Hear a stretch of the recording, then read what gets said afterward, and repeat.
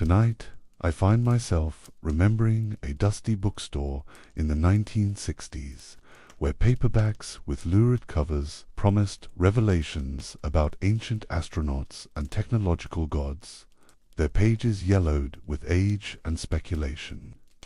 The fluorescent lights hummed overhead as browsers moved between shelves lined with titles that would reshape how an entire generation understood humanity's origins. Chariots of the Gods, The 12th Planet, Gods of the Dawn. These books carried with them the intoxicating possibility that everything we thought we knew about the past was wrong. This is the second part of the Anunnaki story, not as ancient Mesopotamians understood them, but as modern minds have reimagined them. Where we once walked through Sumerian temple courtyards and witnessed divine assemblies, where cosmic judges deliberated about justice and mercy. Tonight we'll explore bookshops and television studios where those same ancient names were transformed into something entirely different. Extraterrestrial visitors who shaped human civilization through advanced technology rather than divine wisdom. If this exploration of how mythology becomes pseudo-history helps you unwind, a like would mean a lot. Subscribe if you'd like to join me for more journeys through the borderlands where ancient truth meets modern speculation. Tell me in the comments where tonight finds you listening and what draws you to these enduring mysteries that refuse to stay buried in the past where scholarship might prefer them to remain. Dim the lights, let's drift back to the moment when gods became aliens, when cosmic judges became genetic engineers, and when humanity's most sophisticated theological insights were reduced to simple technological explanations that promised easy answers to our most profound questions. I remember the first time I walked through the science fiction section of a university bookstore in the early 1970s, surrounded by paperbacks whose cover art depicted gleaming spacecraft hovering over ancient pyramids. Alien beings in golden spacesuits extending gifts of knowledge to primitive humans, and cosmic vistas that suggested humanity's true origins lay not in divine creation but in extraterrestrial intervention. The air carried the particular scent of mass-market paperback, sheet paper, and binding glue, mixed with the excitement of ideas that challenged everything conventional education had taught about history, religion, and our place in the universe. Those books promised something that traditional scholarship seemed unable or unwilling to provide: simple, concrete explanations for the most profound mysteries of human existence. Why had civilization developed so rapidly in certain regions while remaining primitive elsewhere? How had ancient peoples acquired knowledge of astronomy, mathematics, and engineering that seemed to exceed what their technological capabilities should have permitted? What was the real meaning behind religious texts that spoke of gods descending from heaven and interacting directly with human beings? The answers proposed in these publications were revolutionary in their implications and seductive in their clarity. Humanity, they suggested, was not the product of divine creation or evolutionary accident, but the result of deliberate genetic engineering by advanced extraterrestrial beings. These cosmic visitors had arrived on Earth hundreds of thousands of years ago, created or modified existing hominids to serve as a slave species, and then departed, leaving behind only confused memories preserved in religious texts that later generations mistakenly interpreted as mythology rather than historical record. At the center of this revolutionary reinterpretation stood the Anunnaki, whose transformation from Mesopotamian cosmic judges to extraterrestrial geneticists represented one of the most dramatic theological shifts in recorded history. The same names that had appeared in cuneiform tablets as divine administrators and cosmic legislators were now presented as the proper titles of alien visitors whose technological capabilities had been misunderstood by primitive humans as divine powers. The fluorescent lights in that bookstore cast harsh shadows across pages that promised to reveal truth that had been hidden by religious orthodoxy and academic conservatism for millennia. Authors with impressive credentials and confident prose styles laid out evidence from archaeology, linguistics, astronomy, and ancient literature that supposedly supported their extraterrestrial interpretation of human origins and early civilization. But this wasn't simply another speculative theory competing in the marketplace of ideas. It was a comprehensive reimagining of human history that required readers to abandon not just specific religious beliefs, but the entire framework of understanding that connected ancient wisdom to contemporary spiritual seeking. The gods who had served as partners in cosmic maintenance for 3,000 years of Mesopotamian civilization were revealed as technologically advanced beings whose true nature had been obscured by humanity's limited conceptual vocabulary. The transformation was so complete and so persuasive that within a few decades, the extraterrestrial interpretation of ancient astronaut theory had achieved mainstream cultural acceptance that traditional religious and academic authorities seemed powerless to challenge effectively. The Anunnaki, who had once deliberated in divine assemblies about questions of cosmic justice, were now discussed in television documentaries as the genetic engineers who had created modern humanity through sophisticated biotechnology. This cultural shift reflected broader changes in how Western civilization understood the relationship between science and religion, between ancient wisdom and modern knowledge, between spiritual seeking and technological progress. The space race had captured popular imagination with visions of cosmic exploration and contact with alien intelligence. Archaeological discoveries were revealing the sophisticated achievements of ancient civilizations that seemed to exceed what primitive peoples should have been capable of accomplishing with Stone Age tools. At the same time, traditional religious institutions were losing their authority to provide satisfying explanations for existence and meaning in an increasingly secular and scientifically literate society. The ancient astronaut theory offered a middle path that preserved the excitement of divine contact while replacing supernatural explanations with technological ones that seemed more compatible with modern scientific understanding. The bookstore browsers around me moved through the shelves with the focused intensity of people searching for answers to questions that conventional education had left unaddressed. They weren't just looking for entertainment, they were seeking alternative frameworks for understanding reality that would restore meaning and purpose to existence without requiring acceptance of religious doctrines that seemed increasingly implausible in an age of space exploration and genetic engineering.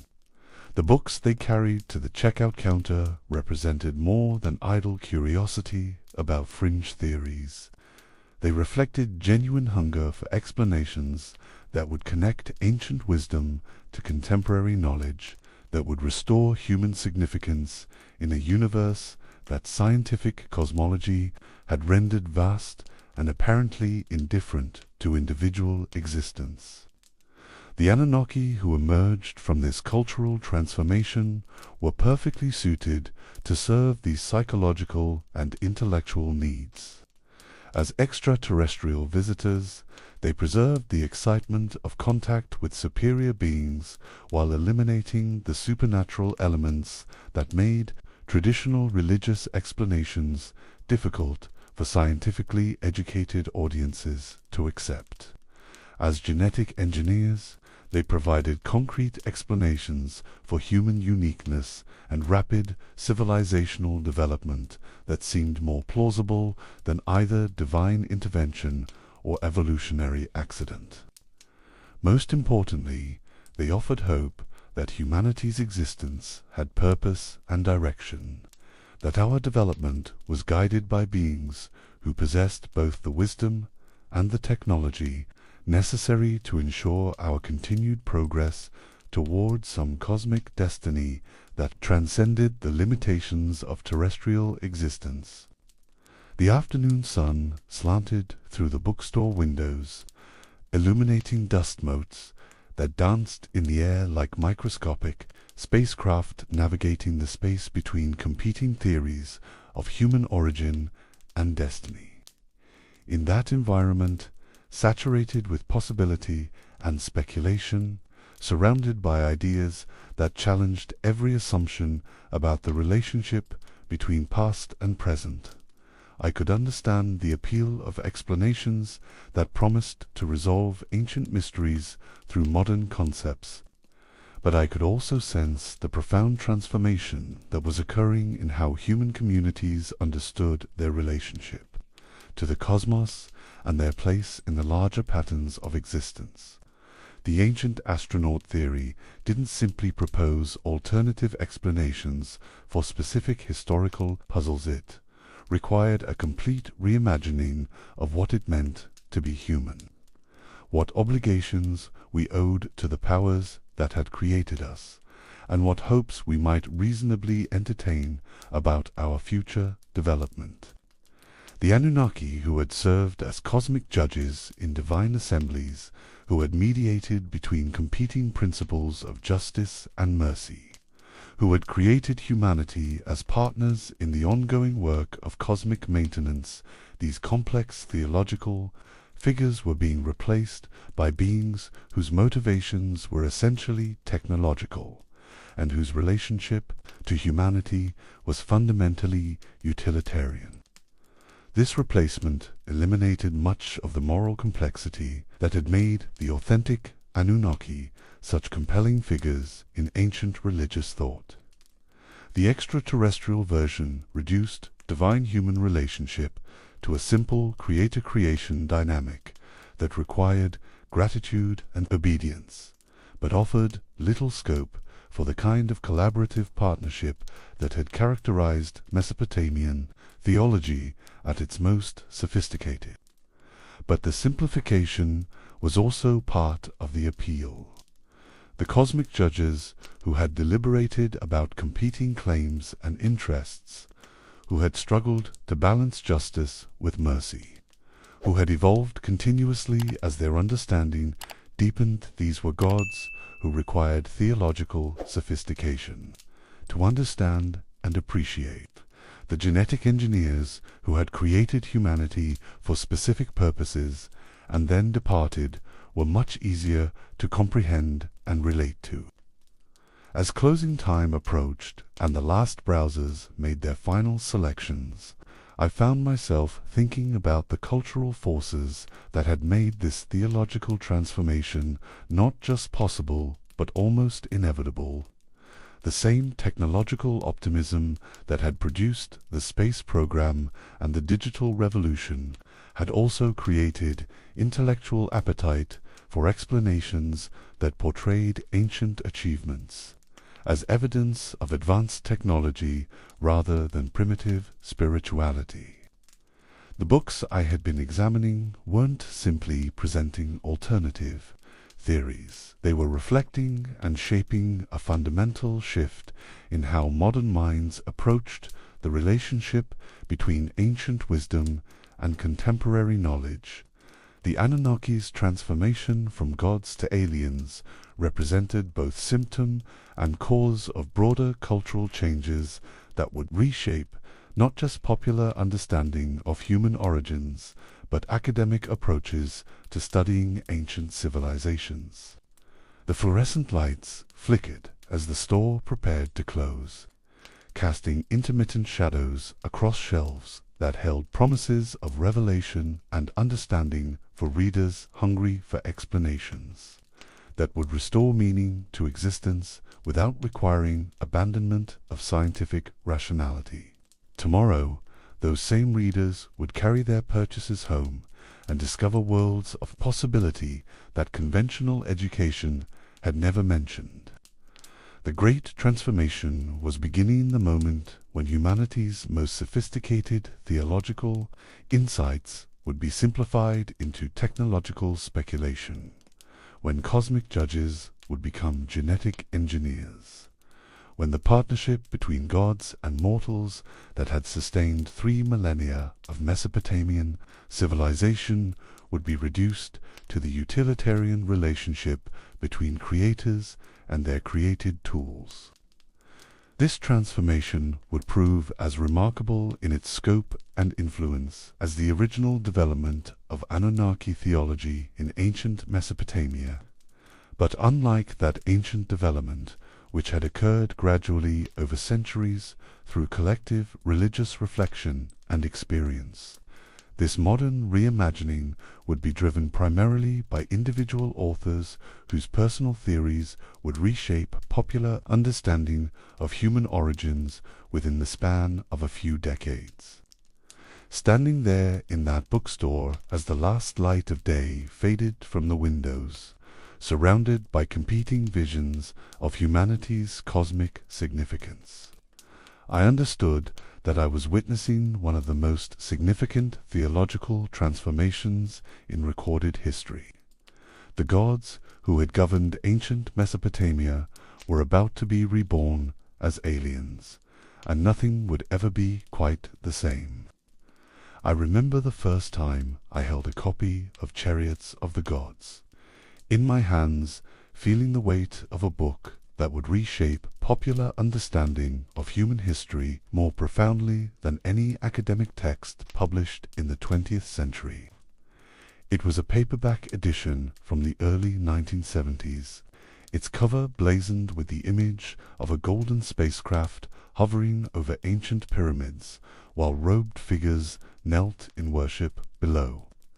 The pages had that particular feel of cheap paper and mass production, but they contained ideas that would challenge everything conventional scholarship had taught about the relationship between ancient civilizations and modern technology.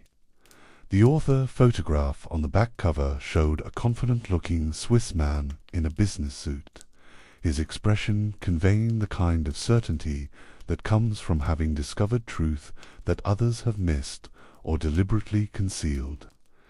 Erich von Däniken wasn't an archaeologist or historian or theologian. He was a hotel manager whose curiosity about ancient mysteries had led him to develop theories that professional scholars had either ignored or dismissed as impossible.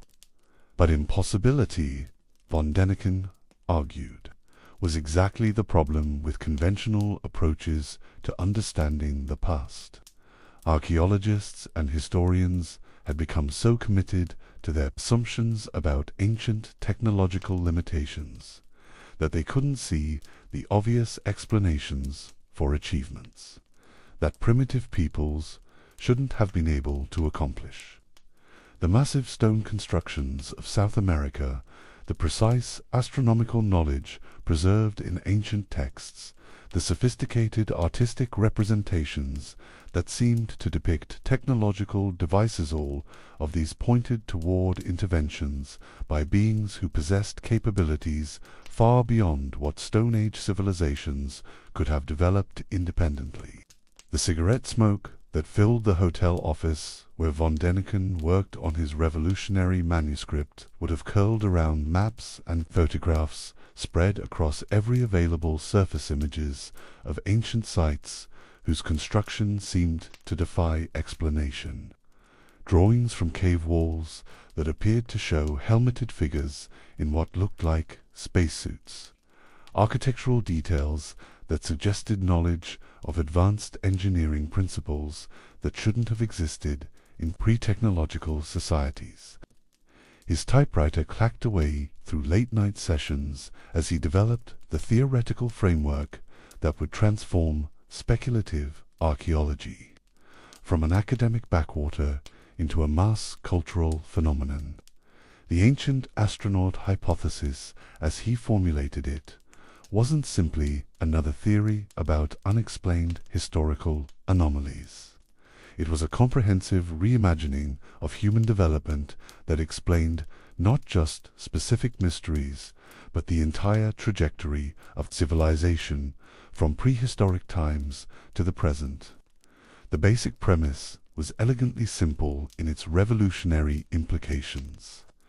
Extraterrestrial beings with advanced technology had visited Earth during humanity's prehistoric development, making contact with early human populations and providing them with knowledge, tools, and genetic modifications that accelerated their evolution from primitive hunters and gatherers into the sophisticated civilizations that appeared seemingly overnight in places like Mesopotamia, Egypt, and the Americas. These cosmic visitors hadn't simply observed human development from a distance. They had actively intervened in it, serving as the gods and culture heroes that ancient peoples remembered in their religious traditions and mythological narratives.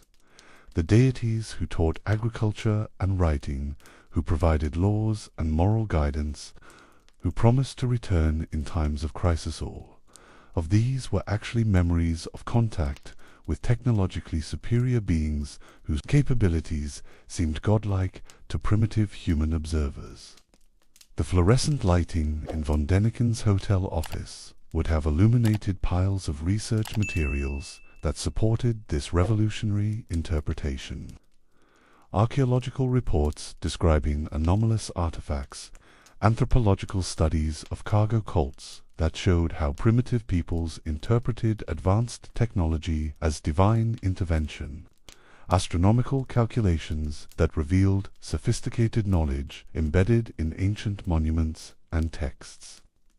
But perhaps most importantly, his theory provided a framework for reinterpreting religious literature that had puzzled scholars for centuries. The biblical accounts of angels and divine messengers, the Hindu descriptions of Vimanas flying through the sky, the Mesopotamian stories of gods descending from heaven, all of these could be understood as primitive attempts to describe encounters with extraterrestrial visitors, whose technology was so advanced that it appeared supernatural to observers who lacked the conceptual vocabulary to understand what they were witnessing. This reinterpretation transformed ancient religious texts from collections of mythology and moral instruction into historical documents that preserved accurate but misunderstood records of humanity's cosmic origins. The Book of Genesis wasn't allegory or primitive cosmology, was garbled memory of genetic engineering projects conducted by beings whose scientific capabilities far exceeded anything early humans could comprehend. The keys of von Däniken's typewriter struck paper with the rhythm of revelation as he developed arguments that would convince millions of readers that everything they thought they knew about human history was fundamentally mistaken. Professional archaeologists had been looking at the evidence through conceptual filters that made them incapable of seeing what was actually there. Religious authorities had been interpreting ancient texts through theological frameworks that obscured their true historical content. Only by approaching these materials with fresh eyes, uncontaminated by academic orthodoxy or religious dogma, could modern minds recover the truth about humanity's extraterrestrial origins and the cosmic significance of our continued development toward reunion with the advanced beings who had created us in their own image. The appeal of this framework was immediate and powerful for audiences hungry for explanations that would restore meaning and purpose to human existence without requiring acceptance of supernatural religious doctrines. The ancient astronaut hypothesis preserved the excitement of contact with superior beings while replacing miraculous intervention with technological explanation that seemed compatible with modern scientific understanding. More importantly, it suggested that human development was guided by beings who possessed both the wisdom and the capability to ensure our continued progress toward cosmic citizenship. We weren't accidents of evolution, struggling alone in an indifferent universe. We were the products of deliberate creation by advanced civilizations that retained interest in our development and might eventually welcome us back into the cosmic community from which we had originated. Von Däniken's manuscript grew steadily as he incorporated evidence from archaeological sites around the world, building a case that seemed to become stronger with each new example of inexplicable ancient achievement: the precise construction of megalithic monuments, the sophisticated understanding of astronomical cycles preserved in ancient calendars, the artistic representations of figures that looked remarkably like modern astronauts. All of this pointed toward the same inevitable conclusion. Humanity had received sustained assistance from beings whose technological capabilities had enabled them to travel between stars and modify existing life forms to create species capable of serving their purposes. The rapid development of agriculture, writing, metallurgy, and urban civilization that characterized the Neolithic Revolution wasn't the result of independent human innovation, was the direct consequence of educational programs conducted by extraterrestrial teachers whose intervention had lifted early humans from prehistoric primitivism to civilized sophistication within the span of a few millennia. The hotel office grew quiet as von Däniken worked through the implications of his theory for understanding contemporary human development. If advanced beings had intervened in human evolution once, might they continue to monitor and influence our progress? If ancient religious traditions preserved memories of extraterrestrial contact, might those same traditions contain promises of future return and reunion? The questions that emerged from ancient astronaut theory weren't just historical curiosities, they were urgent contemporary concerns that affected how modern humans should understand their cosmic significance and future possibilities. We might not be alone in the universe after all. Our existence might have purpose and direction that transcended the limitations of terrestrial concerns. The beings who had created us might still be watching, waiting for us to develop sufficient technological sophistication to rejoin the cosmic community from which our species had originally emerged. As dawn broke over the Swiss landscape outside von Däniken's office window, illuminating the manuscript pages scattered across his desk like pieces of a cosmic puzzle, he understood that his work would challenge not just academic theories about the past, but popular assumptions about humanity's place in the universe. The ancient astronaut hypothesis offered hope for cosmic significance and future transcendence that neither traditional religion nor secular science seemed capable of providing. The typewriter fell silent as he reached the end of another chapter, but the ideas it had captured continued to resonate with revolutionary potential.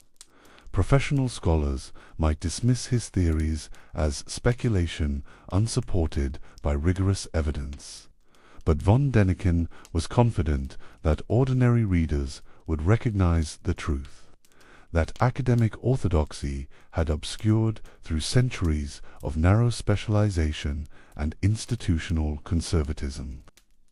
The book that emerged from those late-night sessions would become one of the most influential works of popular archaeology ever published, selling millions of copies and inspiring countless documentaries, television series, and derivative works that would spread ancient astronaut theory throughout global popular culture. Chariots of the Gods wasn't just a book, it was the founding document of a new way of understanding human origins that would reshape how entire generations approached questions about our cosmic significance and extraterrestrial possibilities. But more than that, it was the work that would transform the Anunnaki from complex Mesopotamian deities into simple extraterrestrial visitors, reducing 3 millennia of sophisticated theological development to technological speculation that eliminated most of the moral and spiritual complexity that had made the original gods such compelling figures in ancient religious thought. Von Däniken's revolutionary vision wasn't specifically focused on Mesopotamian theology. His interests ranged across all ancient civilizations and religious traditions, but by establishing the conceptual framework that interpreted divine intervention as extraterrestrial contacts, he created the intellectual space that later theorists would fill with more detailed claims about specific alien species and their particular relationships with human development. The confident prose that flowed from his typewriter during those creative sessions promised readers that ancient mysteries could be solved through application of modern scientific concepts, that religious questions could be answered through technological explanation, that human significance could be restored through recognition of our cosmic origins and extraterrestrial guidance. These promises would prove irresistibly appealing to audiences living through the social upheavals of the 1960s and 1970s, when traditional authorities were losing credibility and alternative explanations for existence and meaning were finding eager reception among people hungry for frameworks that could make sense of rapid cultural change and technological development.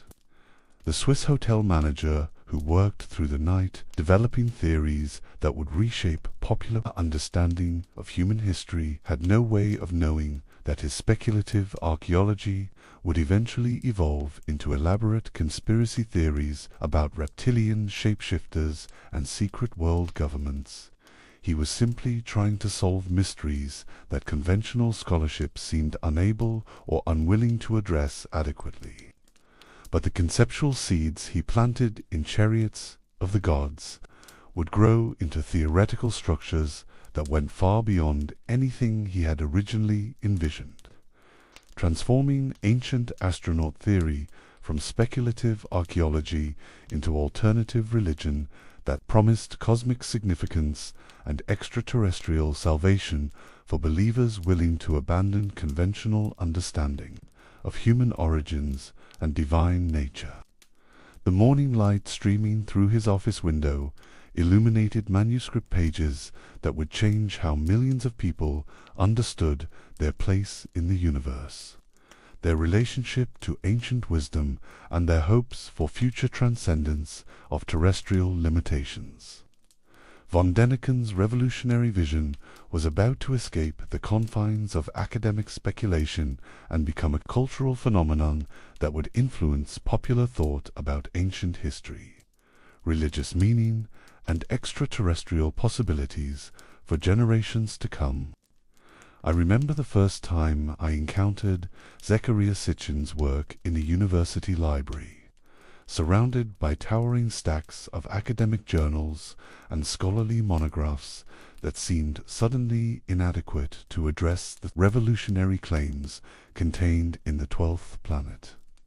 The reading room was quiet, except for the soft sound of pages turning and the occasional whisper of students sharing notes, but the ideas I was absorbing felt loud enough to shake the foundations of everything conventional scholarship had taught about human origins and ancient history.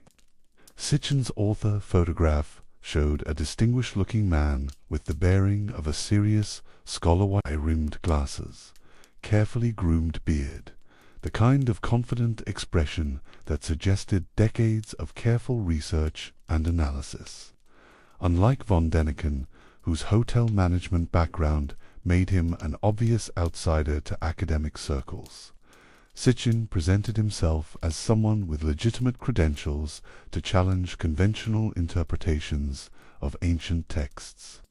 Born in Russia and raised in Palestine, he claimed fluency in ancient Hebrew, Aramaic, and most importantly for his theories, Sumerian cuneiform. This linguistic expertise, he argued, allowed him to read ancient Mesopotamian texts in their original language and discover meanings that had been lost or deliberately obscured by generations of translators who lacked either the knowledge or the courage to reveal what those texts actually said. The ink on his manuscript pages seemed to carry the weight of revelation as he developed arguments that went far beyond von Däniken's general ancient astronaut hypothesis, where von Däniken had proposed that extraterrestrial visitors had influenced various ancient civilizations. Sitchin claimed to have identified the specific alien species responsible for human creation and to have decoded their actual names, home planet, and detailed history of interaction with Earth.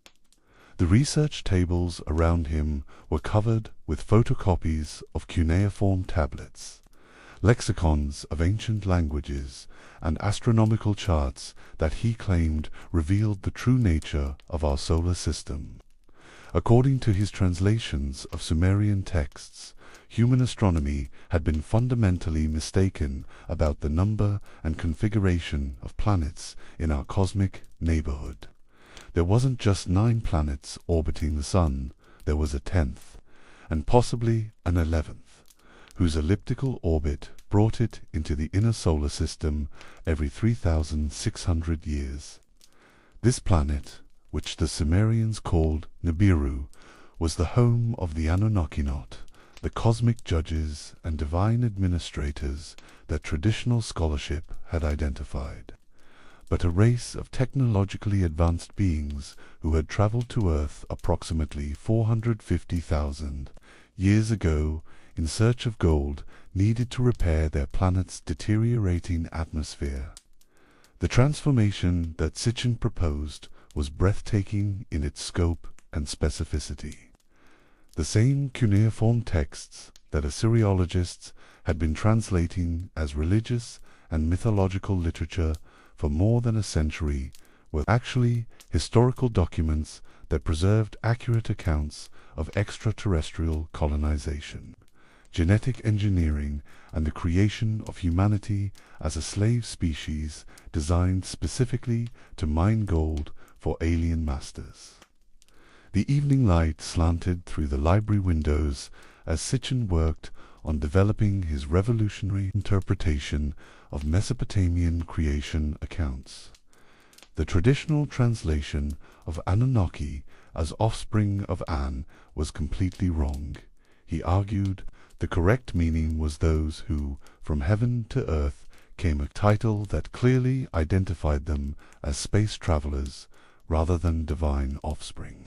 Similarly, the creation stories that scholars had interpreted as mythological accounts of gods shaping humanity from clay were actually garbled memories of sophisticated genetic engineering programs, when the texts described Enki mixing clay with divine essence to create the first humans.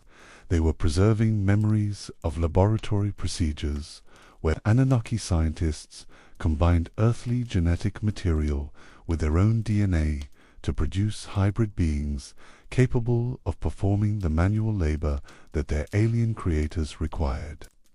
The sound of pencil on paper echoed softly through the reading room as Sitchin made notes connecting his astronomical theories to his interpretations of ancient literature. Nibiru's 3,600-year orbital period explained the cyclical nature of human civilizations' rise and fall.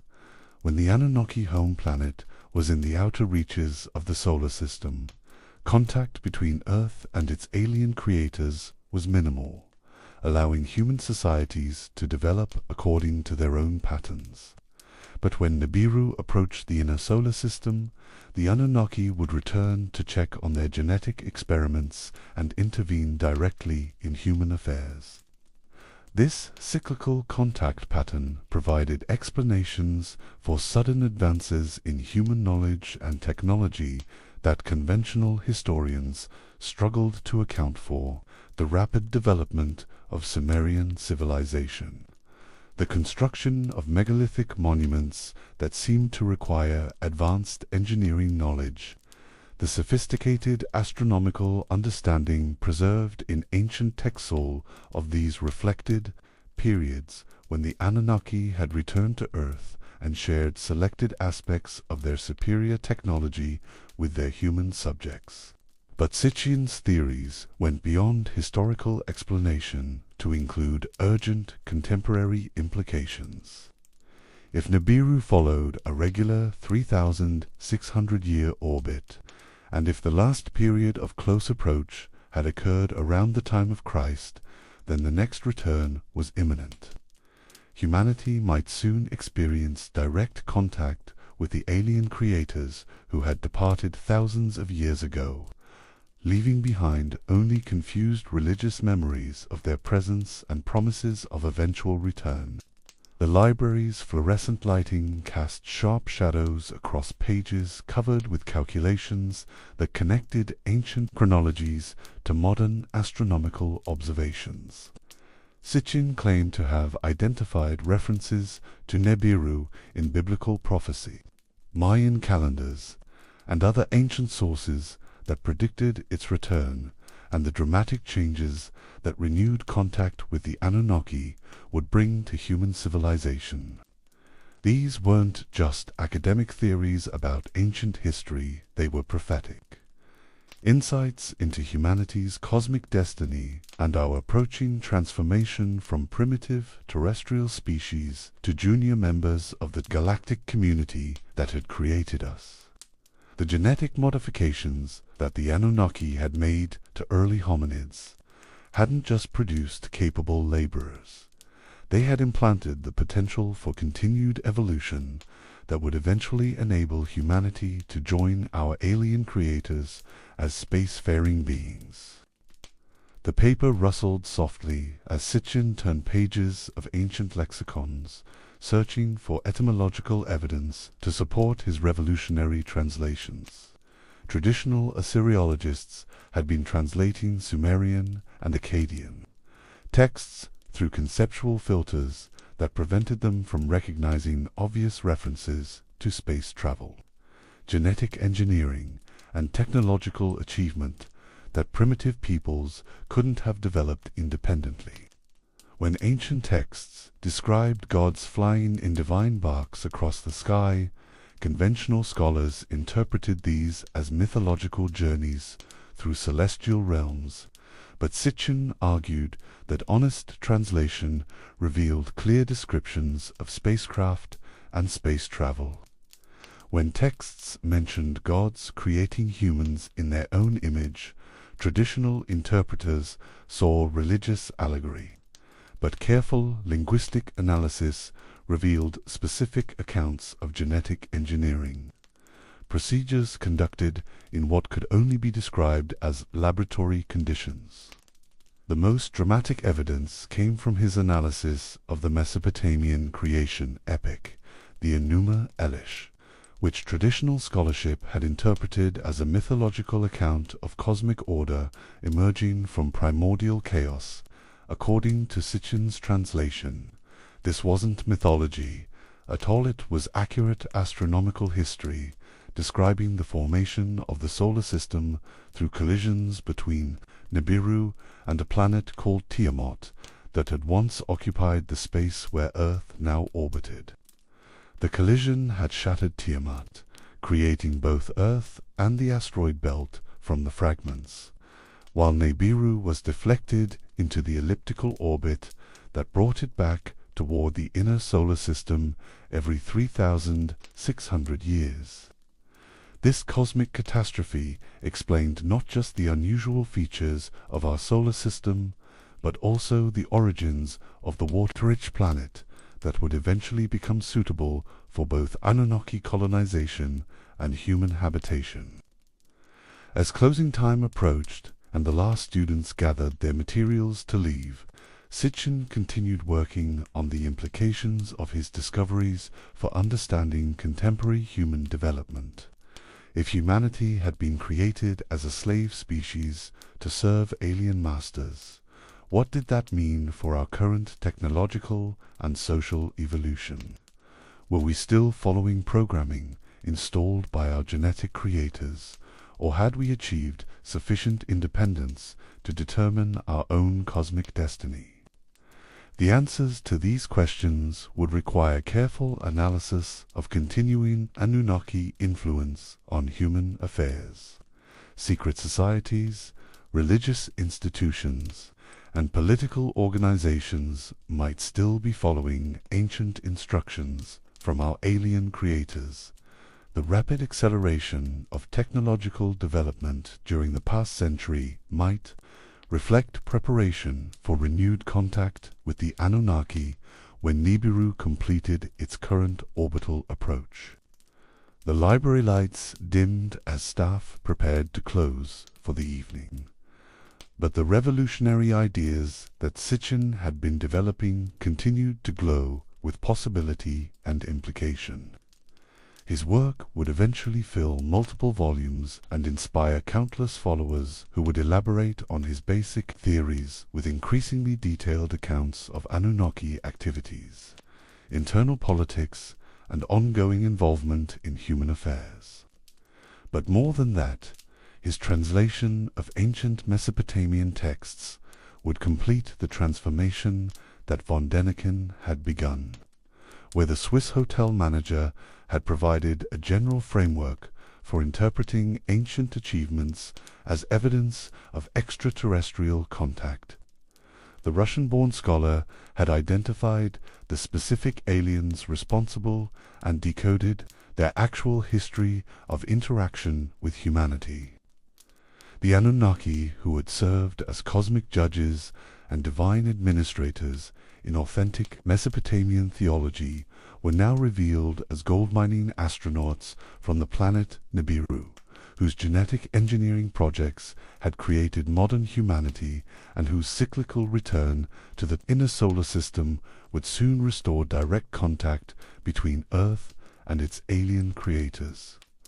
This transformation from complex theological figures to simple technological visitors eliminated most of the moral and spiritual sophistication that had characterized the original Anunnaki traditions.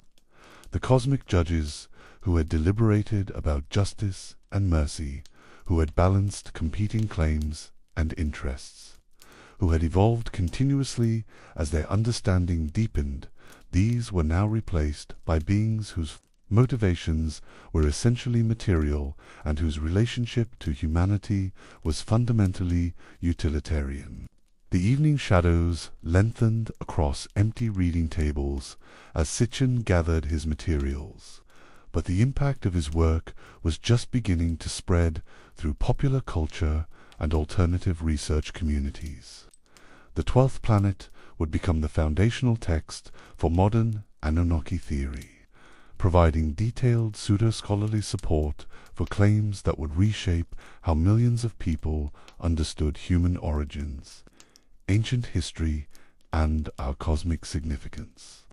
Standing in the quiet library as the last lights were turned off, surrounded by the accumulated knowledge of centuries of careful scholarship, I understood that I had been witnessing the birth of a new mythology that would prove as powerful and influential as any religious tradition in human history. The ancient astronaut theory had found its most persuasive advocate and most detailed exposition in the work of someone who claimed the linguistic credentials necessary to unlock secrets that had been hidden in plain sight for thousands of years. The Sitchin revolution was about to transform speculative archaeology into alternative religion, ancient history into prophetic revelation, and the sophisticated theological insights of humanity's first great civilization into simple technological speculation that promised easy answers to our most profound questions about origins, purpose, and destiny. I remember sitting in the theology section of a seminary library on a rainy afternoon, surrounded by leather-bound volumes of biblical commentary and ancient language lexicons, when I first encountered the intricate theoretical bridges that connected Mesopotamian Anunnaki to Hebrew scriptures. The air carried the particular scent of old books and scholarly dedication, that mixture of aged paper, binding glue, and the accumulated wisdom of centuries of religious scholarship that made such spaces feel like repositories of humanity's deepest questions about divine nature and cosmic purpose. The books spread across my table represented different traditions of biblical interpretation, from conservative evangelical commentaries to liberal historical critical analyses. But none of them had prepared me for the radical reinterpretation that was emerging from the intersection of ancient astronaut theory and biblical literalism. Where traditional scholars saw theological allegory and mythological narrative, a new generation of interpreters was finding concrete historical evidence of extraterrestrial intervention in human affairs. The key biblical passage that had captured the attention of these alternative researchers was Genesis 6:2-1-4, which describes the Nephilim as the offspring of the sons of God, who took human wives and produced a race of giants who were mighty men of old, men of renown. Traditional biblical scholarship had offered various interpretations of this enigmatic text, some seeing it as referring to the descendants of Seth intermarrying with the descendants of Cain, others interpreting the sons of God as angels who had somehow produced hybrid offspring with human women. But the ancient astronaut theorists saw something much more specific and concrete in these verses. The sons of God weren't angels in any traditional spiritual sense. They were the Anunnaki, the extraterrestrial beings from Nibiru whose genetic engineering projects had created humanity and whose continued interaction with their created species had produced hybrid offspring with enhanced capabilities and extended lifespans. The fluorescent lighting hummed softly overhead as I traced the development of this interpretation through various authors who had built on Sitchin's foundational work. The connections they drew between biblical narrative and Mesopotamian sources were elaborate and systematic, creating a comprehensive framework that claimed to explain not just isolated biblical passages, but the entire structure of Old Testament history as a record of ongoing extraterrestrial involvement in human development. The flood narrative that we had explored in its original Mesopotamian context was particularly important to this biblical reinterpretation.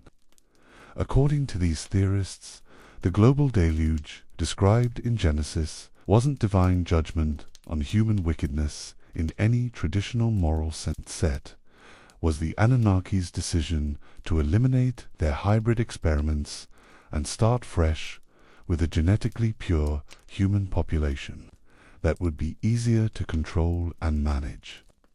Noah's preservation through the ark wasn't evidence of divine mercy rewarding righteousness, was the result of genetic analysis that identified his family as carrying the least contaminated human DNA, making them suitable breeding stock for repopulating Earth with specimens that matched the Anunnaki's original design specifications for their slave species. The rain continued to fall against the seminary windows as I read interpretations that transformed familiar biblical stories into accounts of ongoing extraterrestrial management of human development. The Tower of Babel wasn't a cautionary tale about human pride and divine judgment. It was the Anunnaki's response to human technological development that threatened to achieve independent space travel capabilities before the aliens were ready to grant such advancement to their created species. The confusion of languages that scattered humanity across the globe wasn't punishment for hubris, was deliberate, genetic, and cultural manipulation designed to prevent human cooperation on projects that might lead to premature technological independence from alien oversight and control. Even more dramatically, these interpreters argued that the God who spoke to Abraham, who gave laws to Moses, who made covenants with the people of Israel, wasn't the transcendent creator of traditional theology, but one of the Anunnaki leaders, possibly Enlil or another member of the alien hierarchy who had selected the Hebrew people as a special, experimental population for ongoing genetic and cultural modification programs. The theological implications of this reinterpretation were staggering in their scope and revolutionary in their challenge to traditional religious understanding. If the God of the Old Testament was actually an extraterrestrial being, then the entire foundation of Judeo-Christian theology was based on misunderstanding of what were actually historical records of alien intervention in human affairs. Prayer wasn't communication with a transcendent divine being. It was attempted contact with technologically advanced aliens who might or might not be monitoring their genetic experiments from their home planet in the outer solar system.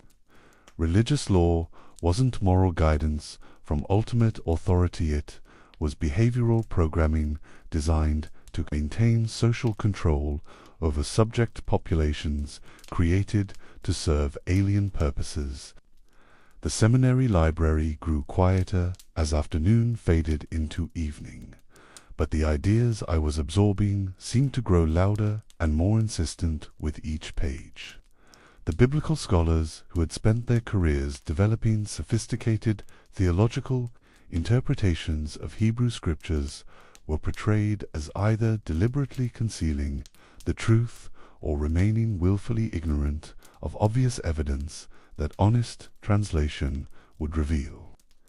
Just as Sitchin claimed that Assyriologists had mistranslated Mesopotamian texts by filtering them through religious assumptions that prevented recognition of their technological content. Biblical interpreters working within this framework argued that traditional theologians had systematically misunderstood Hebrew scriptures by imposing supernatural explanations on accounts that actually preserved accurate memories of extraterrestrial contact. The Hebrew word Elohim, typically translated as God in English versions of the Bible, was actually a plural term that literally meant those who came from the sky or the powerful ones from above. When properly understood, it clearly identified the extraterrestrial beings whose intervention in human affairs had been misinterpreted as divine revelation by later generations who had lost contact with the technological realities that the original texts preserved. The evening shadows lengthened across the reading tables as I traced how this reinterpretation connected biblical narrative to contemporary expectations about extraterrestrial return and human transformation. The prophecies of divine judgment and messianic restoration that traditional theology interpreted as spiritual metaphors were actually predictions about the Anunnaki's eventual return to Earth and their resumption of direct management over human development. The second coming that Christians anticipated wasn't the return of a divine savior, but the arrival of Nibiru in the inner solar system and the restoration of direct contact between Earth and its alien creators. The transformation of human nature that religious traditions promised wasn't spiritual renewal, but genetic modification that would prepare humanity for integration into the galactic community from which our species had originally emerged. This prophetic dimension of the reinterpretation provided urgent contemporary relevance that simple historical revision couldn't achieve.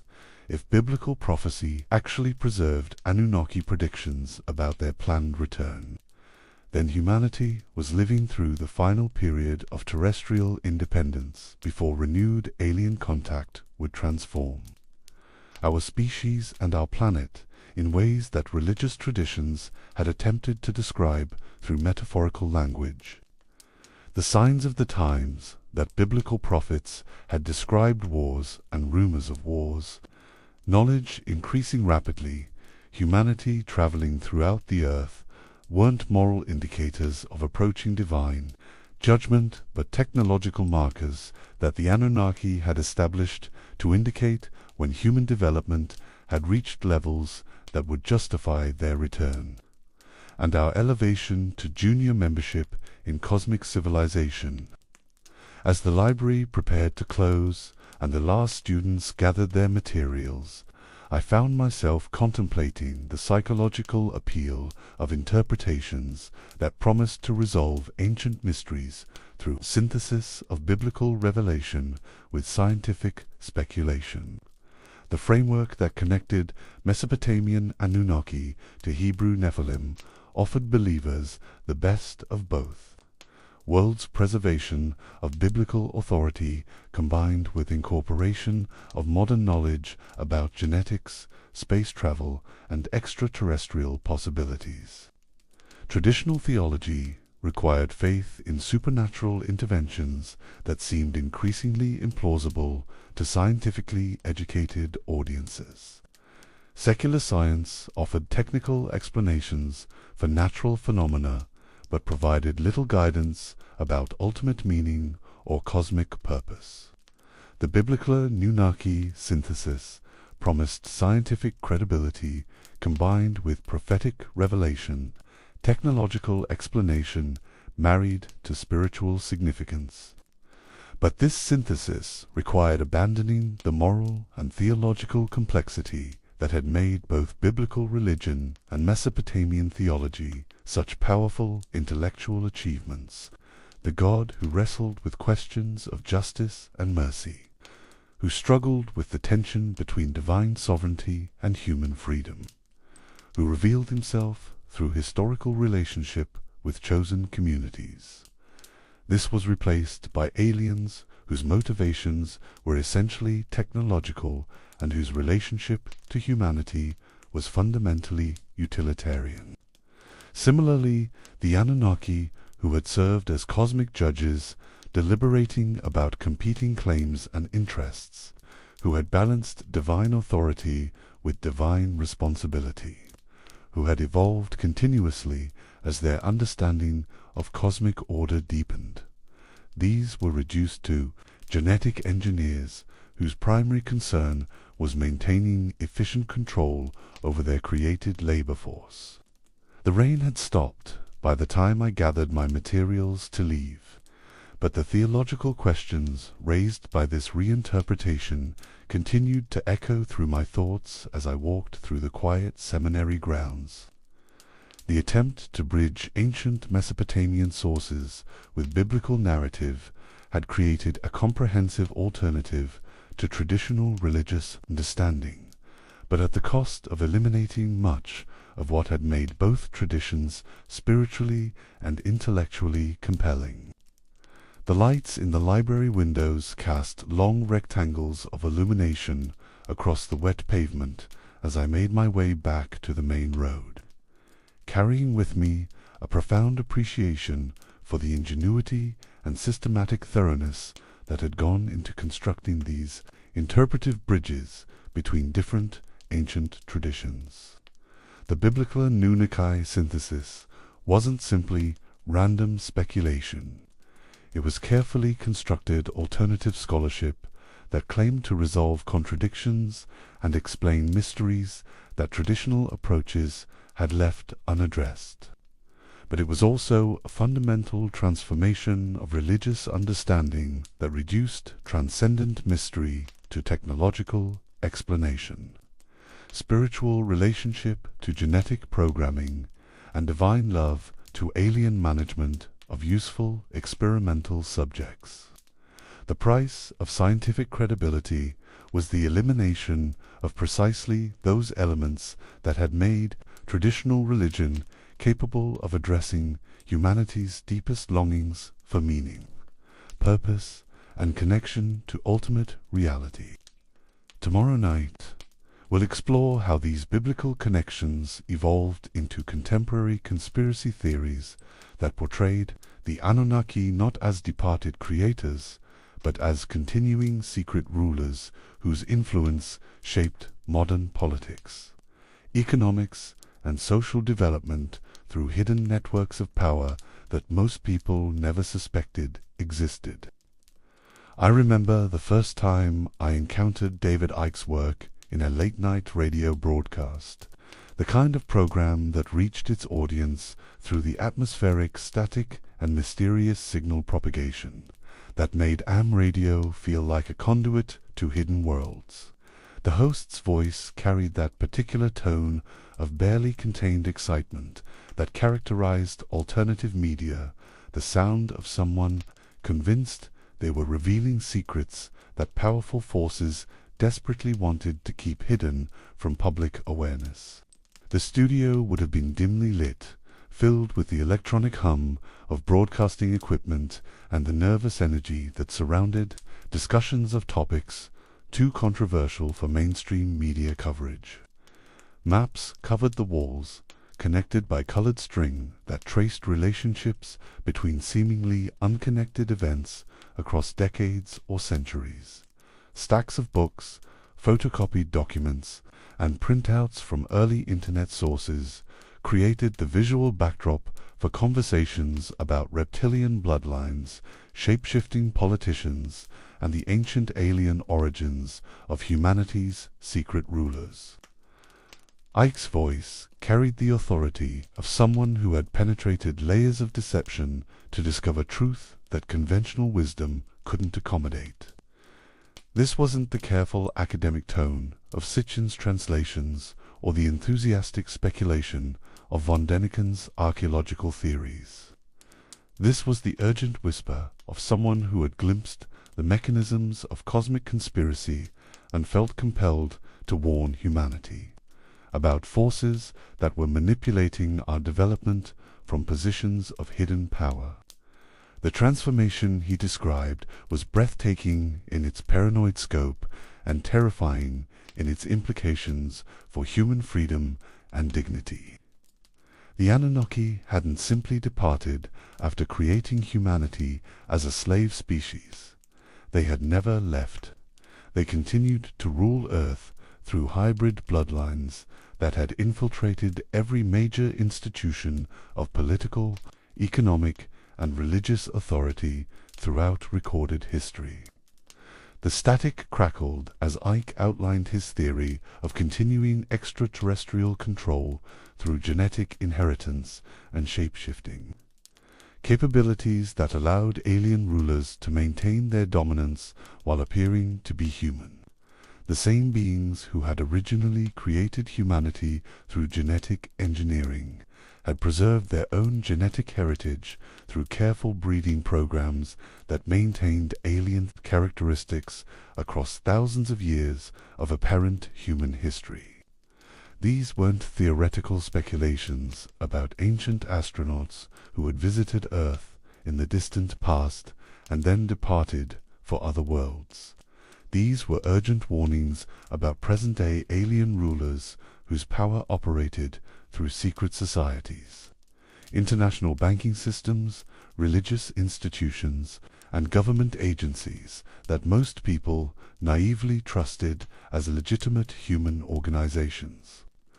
The royal families of Europe, the political dynasties of America, the religious hierarchies that claimed spiritual authority over billions of believers, all of these were revealed as fronts for continuing Anunnaki control that had never been interrupted by the supposed departure of our alien creators. The same bloodlines that had ruled Sumerian city-states continued to rule modern nations, maintaining their power through genetic inheritance that preserved their alien nature while concealing it behind human appearances. But Ike's most dramatic claim concerned the shape-shifting abilities that these hybrid rulers had inherited from their extraterrestrial ancestors. The Anunnaki bloodlines weren't simply genetically different from ordinary humans, they possessed the ability to alter their physical appearance, shifting between human form and their true reptilian nature depending on circumstances and necessity. The radio waves carried his descriptions of world leaders, entertainment figures, and business executives whose human appearances concealed their actual identity as reptilian beings whose consciousness remained fundamentally alien despite their superficial integration into human society. These weren't humans who had been influenced or corrupted by extraterrestrial contacts. They were aliens who had learned to mimic human appearance while pursuing agendas that served their own species rather than the human populations they pretended to represent. The paranoid logic was internally consistent and comprehensive in its explanations for contemporary problems that conventional political and economic analysis seemed unable to address adequately. Wars, financial crises, social upheavals, environmental disasters, all of these could be understood as deliberate policies implemented by secret rulers whose alien nature made them fundamentally indifferent to human suffering, and whose long-term planning operated on timescales that exceeded normal human comprehension.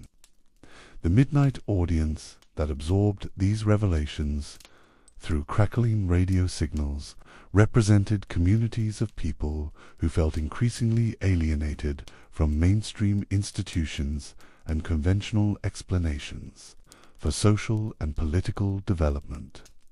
Traditional authorities, government officials, academic experts, religious leaders, media personalities were all potentially compromised by their participation in systems controlled by beings whose ultimate loyalties lay with their alien heritage rather than human welfare.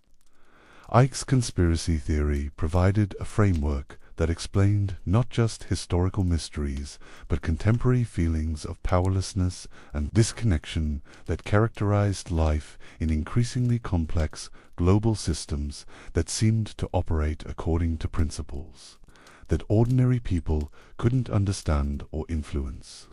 If the world really was controlled by alien beings whose consciousness was fundamentally different from human consciousness, then the alienation and confusion that many people experienced in modern society wasn't personal failure, but rational response to genuine cosmic deception.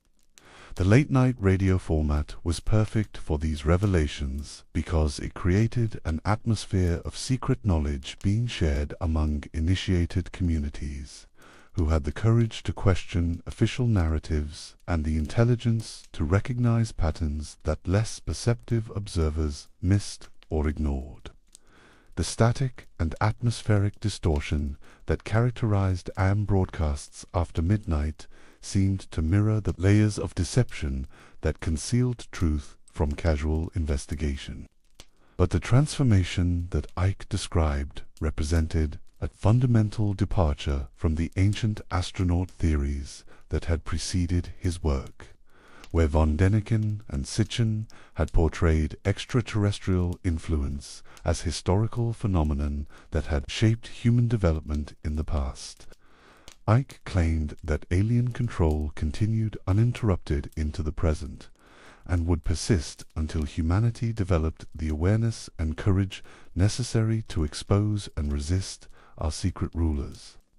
The Anunnaki, who had once served as cosmic judges in Mesopotamian divine assemblies, who had been reimagined as genetic engineers from the planet Nibiru, were now revealed as shape-shifting reptilians whose hybrid descendants continued to manipulate human civilization from positions of hidden authority.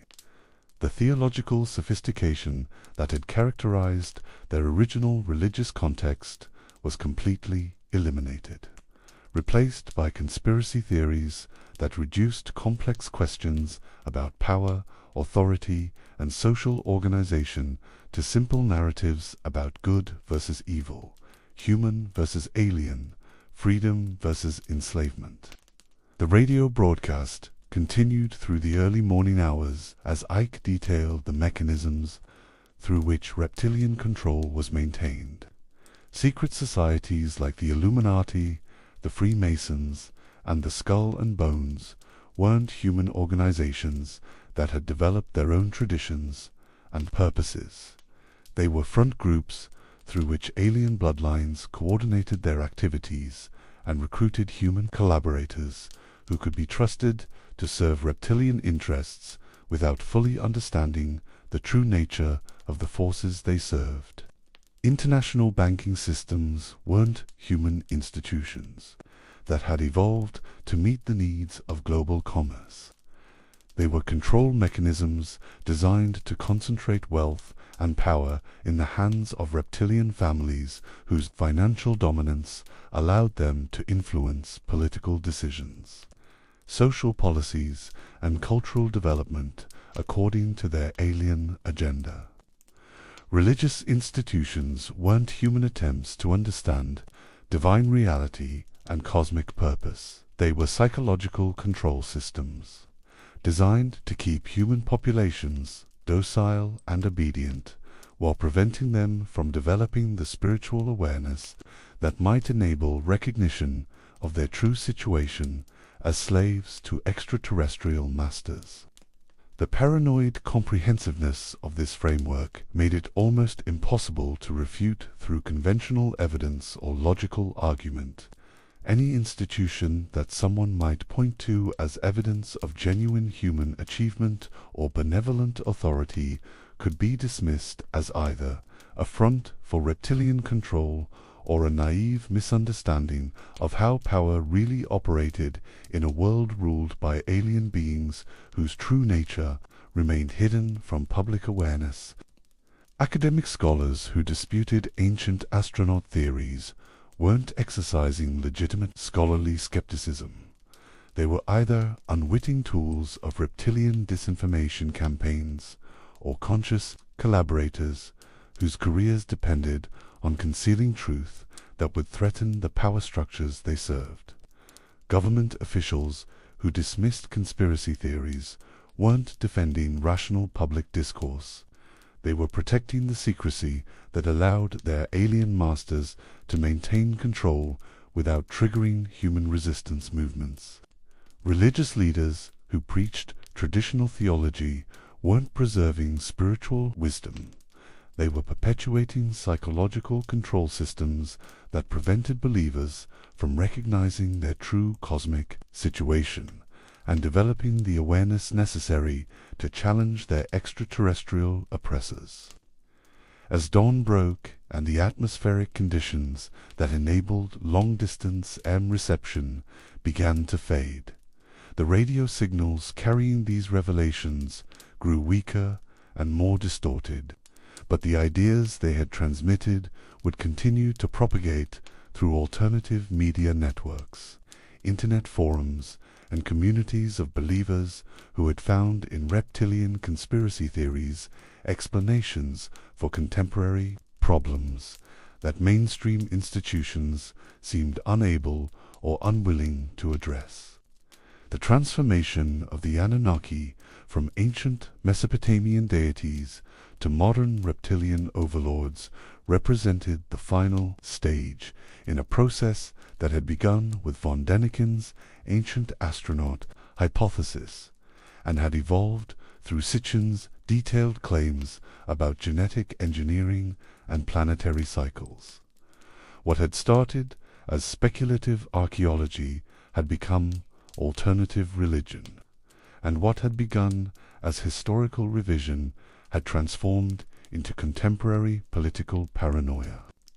The cosmic judges who had once deliberated about divine justice in Mesopotamian temples were now portrayed as shape-shifting reptilians who manipulated human politics from hidden positions of power. The complex theological insights that had made the original Anunnaki such compelling figures in ancient religious thought were completely lost, replaced by conspiracy theories that offered simple explanations for complex problems, but at the cost of eliminating virtually all hope for meaningful human agency or authentic spiritual development. The sun was rising over a world that millions of people now understood to be secretly controlled by alien beings whose reptilian consciousness remained fundamentally hostile to human flourishing and whose continued dominance could only be challenged through exposure of their true nature and resistance to their ongoing manipulation of human institutions. But this exposure would require extraordinary courage and spiritual development, since the forces arrayed against human awakening included not just the reptilian bloodlines themselves, but all the human institutions they had corrupted, and all the human collaborators they had recruited to serve their alien agenda. The battle for human freedom had become a cosmic war between species whose outcomes would determine whether humanity could achieve genuine independence or would remain permanently enslaved to extraterrestrial masters whose shape-shifting abilities allowed them to hide in plain sight. The morning light revealed a landscape that looked deceptively normal, but was actually the stage for this ongoing struggle between human consciousness seeking truth and reptilian power maintaining control through layers of deception that most people never suspected existed. I remember walking onto the set of a cable television production facility in the late 2000s. Where the distinctive atmosphere of manufactured mystery pervaded every corner of the studio space. The air hummed with the electrical tension of stage lights being adjusted for maximum dramatic effect, while camera operators positioned their equipment to capture the kind of atmospheric shots that would make ancient ruins look suitably ominous, and extraterrestrial artifacts appear to glow with otherworldly significance. The production assistants moved through the controlled chaos with clipboards and headsets, coordinating interviews with experts whose credentials ranged from legitimate archaeological degrees to self-proclaimed ancient wisdom researchers whose qualifications consisted primarily of enthusiasm for alternative theories about human origins. The democratization of expertise that characterized cable television had created space for voices that traditional academic venues would never have accommodated. This was the birthplace of Ancient Aliens, the television series that would complete the transformation of speculative archaeology from fringe theory to mainstream entertainment, carrying the Anunnaki from the pages of Sitchin's books into living rooms across America and around the world. The show's format was perfectly designed to make complex historical questions seem simple and mysterious. Archaeological evidence appeared to point toward obvious extraterrestrial explanations. The host's voice carried the kind of authoritative confidence that cable television had perfected, knowledgeable enough to sound credible, but not so academic as to intimidate audiences seeking entertainment rather than education. Each episode followed a predictable formula that began with genuine archaeological mysteries, introduced alternative theories as equally valid possibilities, and concluded with rhetorical questions that implied ancient astronaut explanations were not just possible but probable. The stage lights cast dramatic shadows across reproductions of ancient artifacts, while computer graphics transformed static archaeological evidence into dynamic visualizations of spacecraft landings, genetic engineering laboratories, and advanced technological civilizations that supposedly flourished on Earth thousands of years before. CONVENTIONAL, history acknowledged the existence of such capabilities. But the most significant aspect of the show's approach wasn't its specific claims about ancient astronauts. It was the way it normalized alternative historical narratives and legitimized skepticism toward academic consensus. By presenting fringe theories alongside mainstream scholarship as competing but equally valid interpretations of archaeological evidence, the program created conceptual space for audiences to choose explanations based on personal preference rather than methodological rigor. The Anunnaki who appeared in these episodes bore little resemblance to either their original Mesopotamian context or even the detailed theories that Sitchin had developed. They became generic ancient astronauts whose specific characteristics were less important than their function as explanations for any archaeological anomaly or historical mystery that conventional scholarship couldn't immediately and completely resolve. The production crew worked through the afternoon, setting up shots that would make talking head interviews look authoritative and ancient sites appear to support extraterrestrial theories. The visual language of the show was carefully calibrated to create an atmosphere of revelation and discovery. Even when the actual content consisted largely of speculation and rhetorical questions rather than concrete evidence or rigorous analysis. Camera angles emphasized the massive scale of ancient constructions, implying that primitive peoples couldn't have accomplished such feats without technological assistance. Lighting effects made stone carvings appear to depict spacecraft and astronauts rather than the religious and cultural symbols that archaeological context suggested.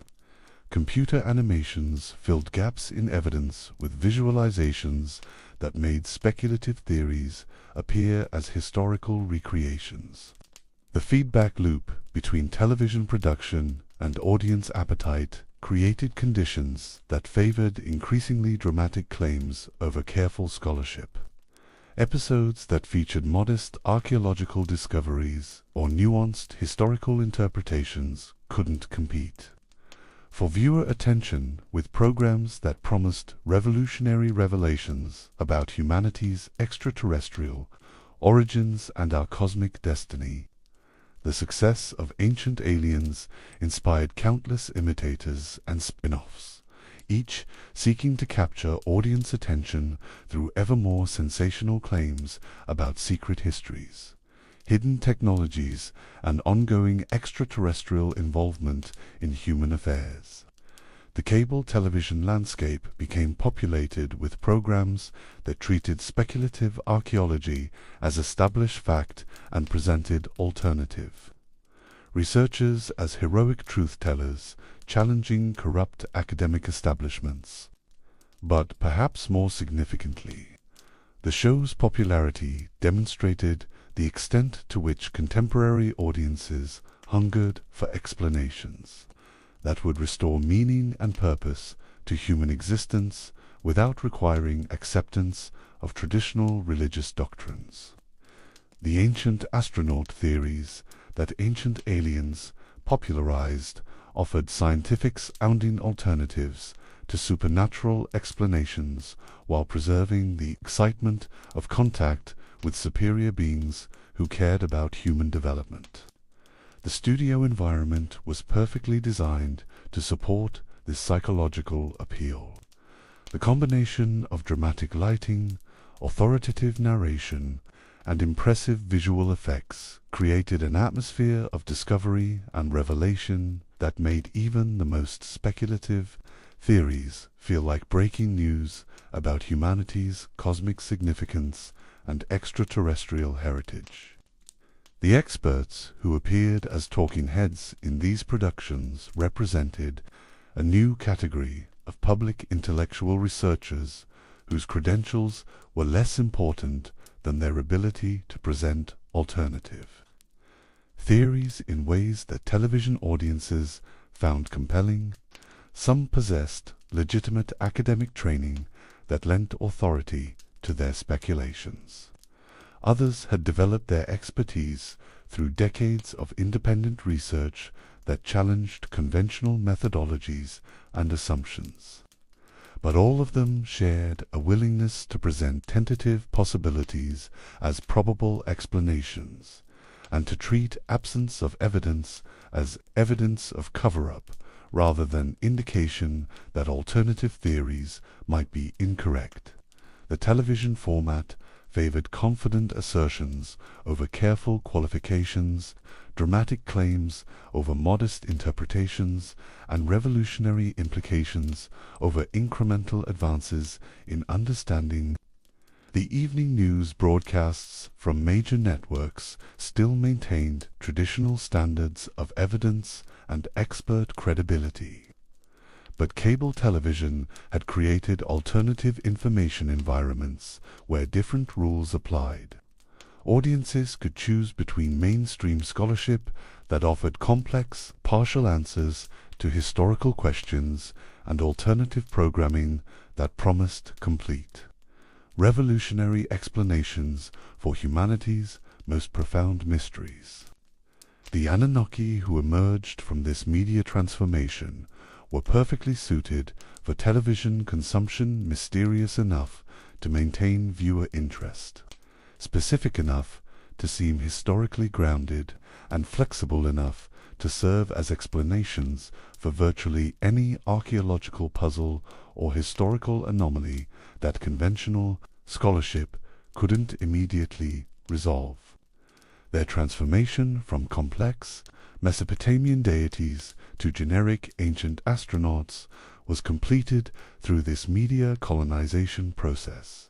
The theological sophistication that had characterized their original religious context was completely eliminated in favor of simple technological explanations that could be communicated effectively through television's visual storytelling capabilities. As the production wrapped for the day and the crew began breaking down the elaborate lighting setups that had made ordinary studio spaces look like archaeological laboratories, I understood that I had witnessed the final phase in the Anunnaki's journey from ancient gods to modern aliens. What had begun as speculative archaeology in von Däniken's books developed into detailed pseudo-scholarship in Sitchin's translations, and evolved into conspiracy theories through Icke's paranoid narratives, had now achieved mainstream cultural acceptance through television programming that reached millions of viewers who would never read academic archaeology or alternative research texts. The feedback loop between media production and audience consumption created conditions that favored increasingly sensational claims over careful scholarship. Each season of Ancient Aliens had to outdo previous episodes with more dramatic revelations and more comprehensive challenges to conventional historical understanding. The Anunnaki were just one element in this escalating competition for audience attention, but they served as perfect symbols for the kind of explanations that television audiences found most appealing. The studio lights were finally turned off as the last equipment was packed away, but the ideas that had been recorded that day would continue to propagate through cable television networks, streaming services, and social media platforms that amplified alternative historical narratives far beyond anything traditional academic publishing could achieve. The ancient astronaut theories that had once appealed primarily to readers willing to seek out fringe publications had become mainstream entertainment that shaped popular understanding of human origins for audiences who encountered these ideas through passive television consumption rather than active intellectual investigation, rather than active intellectual inscortial incushers bestow. Per once because or was well I well we poor war so will all our work all well whoop all well whoop all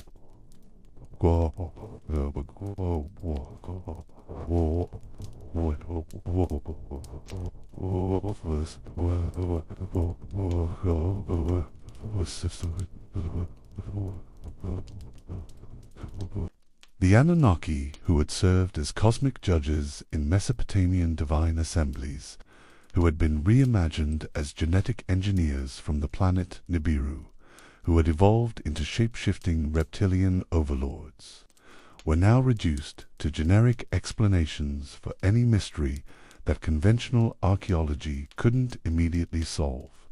Their theological complexity, historical specificity, and even their paranoid conspiracy dimensions were flattened into television-friendly content that prioritized entertainment value over intellectual coherence. But this media colonization also ensured their continued cultural relevance for audiences seeking alternatives to both traditional religious explanations and secular scientific materialism. The television Anunnaki offered hope for cosmic significance and extraterrestrial contact without requiring the kind of sustained intellectual engagement that either serious theology or rigorous archaeology demanded. The morning sun illuminated the now empty studio where these ideas had been transformed into mass entertainment. But their influence would continue to spread through media networks that reached global audiences hungry for explanations that promised to resolve ancient mysteries through simple technological speculations that eliminated the complexity and ambiguity that characterized both authentic historical inquiry and genuine spiritual seeking. I remember sitting in a university lecture hall on a crisp autumn morning, watching a professor of Assyriology prepare to address what she called the Sitchin problem, the growing challenge that popular theories about ancient astronauts posed to serious archaeological scholarship and public understanding of Mesopotamian civilization. The classroom air carried the familiar scent of chalk dust and academic coffee, but underneath lay a tension that hadn't existed in earlier generations of scholarly discourse. The professor's desk was covered with cuneiform tablets, both originals under glass and high-quality photographs that revealed every wedge mark pressed into clay by ancient scribes. Beside them lay copies of Sitchin's books, their colorful covers promising revolutionary revelations about humanity's extraterrestrial origins. The contrast was stark, careful scholarly preservation of ancient evidence beside mass-market publications that claimed to reveal what centuries of academic research had missed or concealed. She began her presentation with the kind of patient precision that characterizes serious scholarship, but her tone carried an urgency that reflected the real-world impact that alternative theories were having on public education and cultural understanding. Students arriving in her classes increasingly brought assumptions derived from television programming rather than historical evidence, requiring systematic correction of misconceptions before actual learning about Mesopotamian civilization could begin. The fluorescent lights hummed softly overhead, as she displayed slides showing actual cuneiform texts alongside Sitchin's translations, revealing discrepancies so fundamental that they couldn't be attributed to honest scholarly disagreement or alternative interpretive frameworks. These weren't subtle differences of emphasis or nuanced questions about ambiguous passages, they were demonstrable. Errors that any competent reader of ancient Sumerian could identify and correct. The word Anunnaki, she explained, pointing to clear examples in multiple texts from different periods and regions, consistently appeared with the same basic meaning across hundreds of tablets spanning more than 2 millennia of Mesopotamian literature. The cuneiform signs were unambiguous. Donanakin meant offspring of An, referring to the divine children of the sky god who served various administrative and judicial functions in the cosmic hierarchy. Sitchin's translation of this term as those who from heaven to earth came required not just creative interpretation but deliberate misrepresentation of grammatical structures that were well understood by scholars who had spent decades learning to read these ancient languages. Sumerian had perfectly adequate vocabulary for describing arrival or descent from other locations. If ancient scribes had wanted to identify beings who came from elsewhere, they would have used entirely different words. The evidence she presented was overwhelming in its consistency and clarity. Tablet after tablet, text after text, inscription after inscription, all confirmed the same basic understanding of Anunnaki identity and function that traditional scholarship had developed through more than a century of careful philological analysis. There was no hidden meaning that academic conspiracy had concealed, no secret knowledge that only alternative researchers possessed the courage to reveal.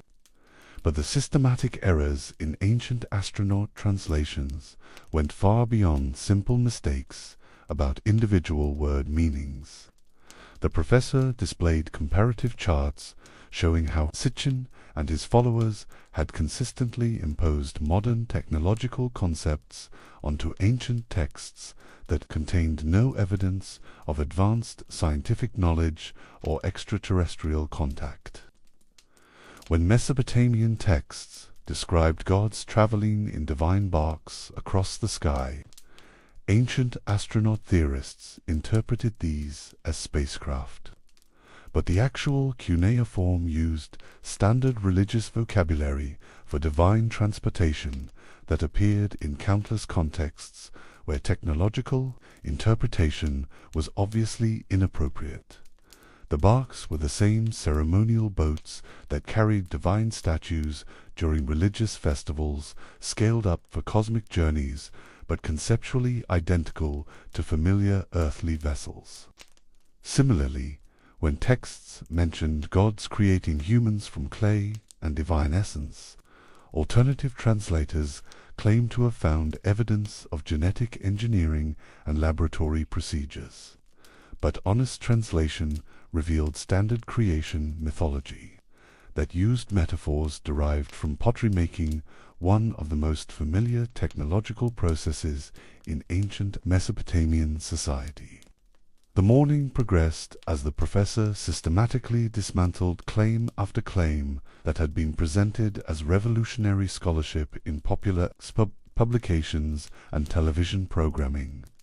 Archaeological evidence showed no trace of advanced technology in ancient Mesopotamian sites. Astronomical references in cuneiform texts revealed sophisticated but earth-based observation rather than knowledge that could only have come from spacefaring civilizations. Most damaging to ancient astronaut theories was the complete absence of any references to space travel, other planets, or extraterrestrial beings in the thousands of Mesopotamian texts that had been translated and published by legitimate scholars. If the Anunnaki really were aliens from Nibiru, if their activities on Earth really involved genetic engineering and gold mining, if their interactions with humans really constituted the central drama of early civilization, then such momentous events would have left extensive traces in the written record. But those traces simply didn't exist. The silence was deafening when you understood the scope and detail of preserved Mesopotamian literature. Ancient scribes recorded everything from major religious ceremonies to routine business transactions, from royal proclamations to personal letters. They preserved epic poetry, legal codes, medical texts, astronomical observations, mathematical treatises, and administrative records that revealed intimate details of daily life across many centuries. The idea that they would have somehow failed to record or would have deliberately concealed the most important events in human history, contact with extraterrestrial creators, genetic engineering programs, advanced technological assistance, was simply implausible given what we know about Mesopotamian record-keeping practices and the comprehensive nature of the textual evidence that has survived. The professor's presentation continued through the afternoon as she addressed other aspects of ancient astronaut theories that claimed scientific support. The planet Nibiru, supposedly home of the Anunnaki, couldn't exist as described without violating basic principles of orbital mechanics and gravitational dynamics that govern solar system structure and stability. An object with the mass necessary to support advanced civilization. Following the highly elliptical 3,600-year orbit that Sitchin claimed would have disrupted planetary orbits throughout the solar system during its repeated approaches to the inner planets, the geological and astronomical evidence for such disruptions was completely absent, making Nibiru's existence not just unproven, but demonstrably impossible. The genetic arguments that ancient astronaut theorists used to support claims about human creation through alien intervention were equally problematic when subjected to scientific analysis. Human DNA showed clear evolutionary relationship to other earthly species, with no evidence of the kind of sudden genetic modifications that extraterrestrial engineering would have produced. The rapid development of human civilization that alternative theories attributed to alien intervention could be explained much more plausibly through well-understood processes of cultural evolution, technological accumulation, and environmental adaptation that required no extraterrestrial assistance to produce the archaeological record that actually existed. As the presentation concluded and students began gathering their materials, the professor reflected on the broader implications of the scholarly response to ancient astronaut theories. Academic institutions had initially dismissed these claims as obviously incorrect, speculation that would fade from public attention once its errors were exposed, but the opposite had occurred. Popular acceptance of alternative theories had grown despite systematic debunking by qualified experts. The problem wasn't lack of evidence or inadequate scholarly response. Legitimate experts had produced comprehensive refutations of ancient astronaut claims that demonstrated their factual errors, methodological failures, and logical inconsistencies. But these academic critiques reached much smaller audiences than the television programs and popular publications that continued to promote discredited theories to millions of viewers who had no way of evaluating competing claims about ancient languages and archaeological evidence. The evening shadows lengthened across the empty lecture hall as I contemplated the profound disconnect between scholarly knowledge and popular belief that characterized contemporary culture. The same evidence that convinced experts that ancient astronaut theories were fundamentally mistaken failed to persuade general audiences who found alternative explanations more appealing than academic scholarship.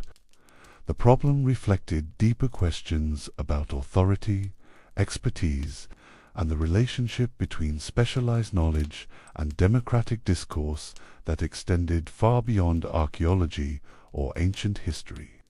In an information environment where anyone could claim expertise and where dramatic theories competed for attention with careful scholarship, how could general audiences distinguish between reliable and unreliable sources of knowledge about complex, technical subjects?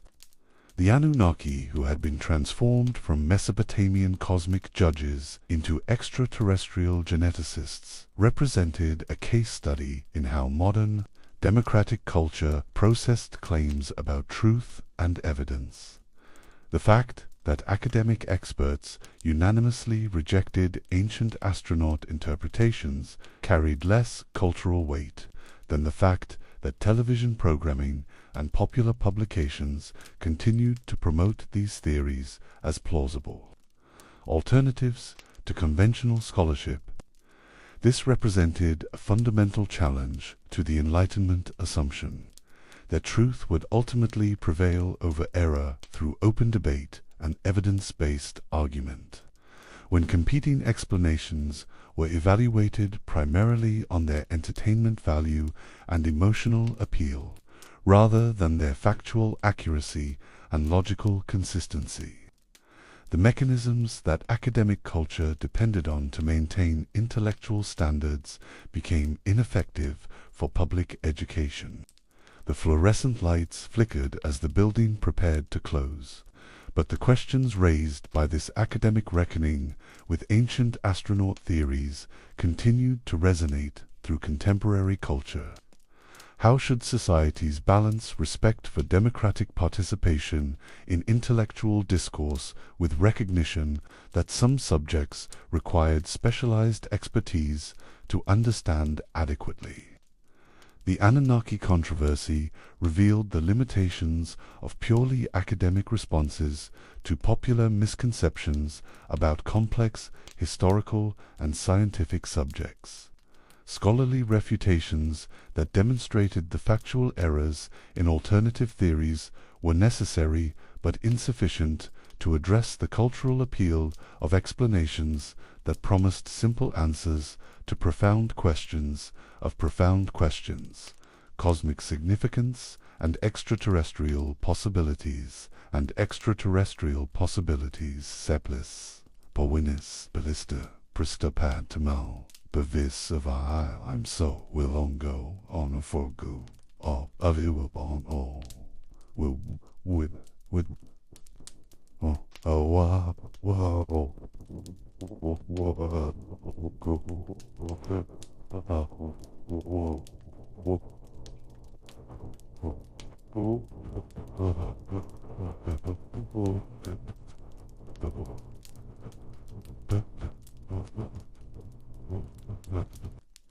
The ancient cosmic judges who had once deliberated about justice and mercy in Mesopotamian divine assemblies had become symbols in a contemporary debate about the relationship between expert knowledge and popular belief, between careful scholarship and entertaining speculation, between complex truth and simple explanation. Their transformation from gods to aliens reflected broader splations, reflections that would reshape how democratic societies, authority and the protocol, authoror, alone with all, bar with the will, Thor, will, which you guy with go, will,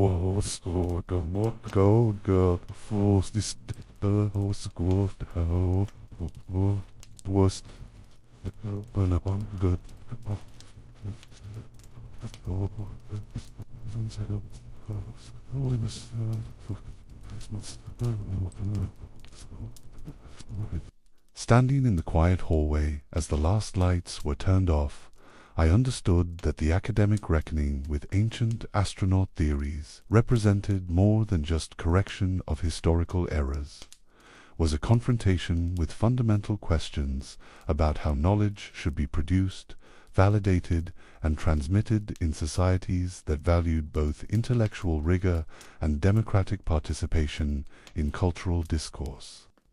I remember sitting in a quiet academic office on a winter afternoon, surrounded by the accumulated evidence from both sides of the ancient astronaut controversies, stacks of Sitchin's books beside peer-reviewed archaeological journals, television documentaries about alien visitors next to scholarly translations of Mesopotamian texts, popular theories about genetic engineering alongside scientific studies of human evolution. The contrast was stark, but it was also revealing about how differently various communities approached questions about truth, evidence, and the proper methods for understanding the past. The desk lamp cast a pool of warm light across pages covered with comparative analysis. Point-by-point examination of competing claims about the Anunnaki's true identity and historical significance. On one side lay the ancient astronaut interpretation that had captured popular imagination extraterrestrial beings from the planet Nibiru, who had created humanity through genetic engineering and who continued to influence human development through hybrid bloodlines and secret societies. On the other side lay the scholarly consensus developed through more than a century of careful archaeological and philological research complats. Mesopotamian deities who had evolved over 3 millennia from cosmic administrators to underworld judges, reflecting the theological sophistication of humanity's first urban civilizations.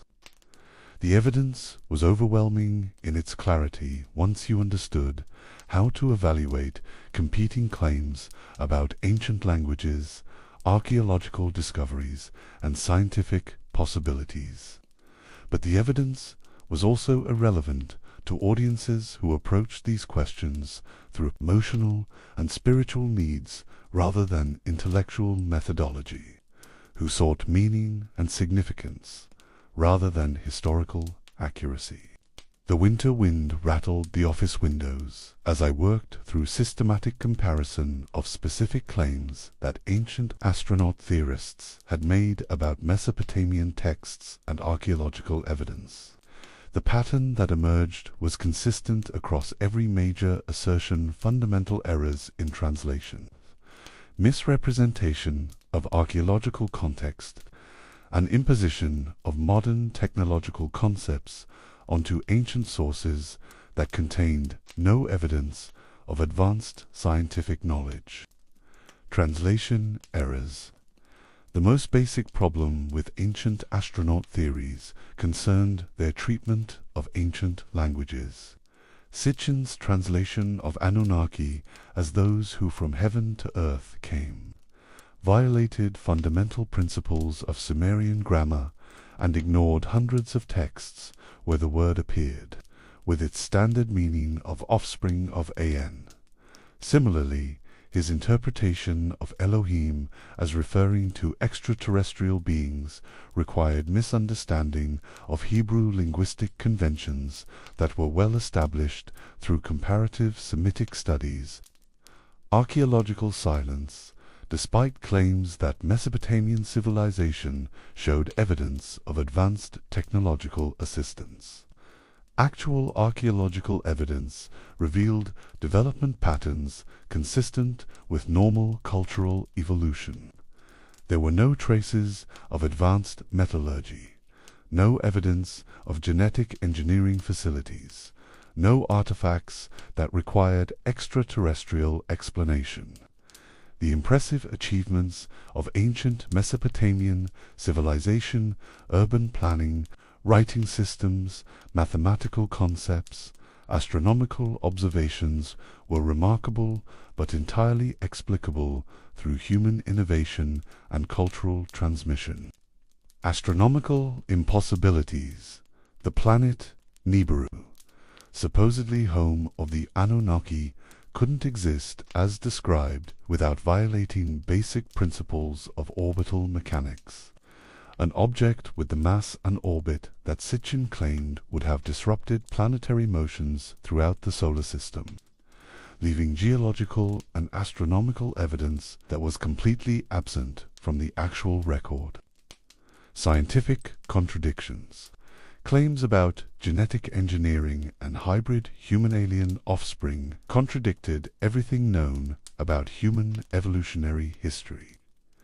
DNA evidence showed clear continuity with other terrestrial species, with no indication of the sudden modifications that extraterrestrial intervention would have produced.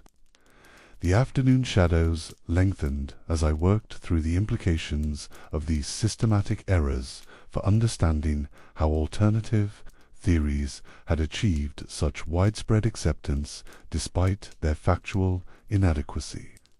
The problem wasn't lack of evidence or inadequate scholarly response. Legitimate experts had produced comprehensive refutations that demonstrated the fundamental flaws in ancient astronaut claims.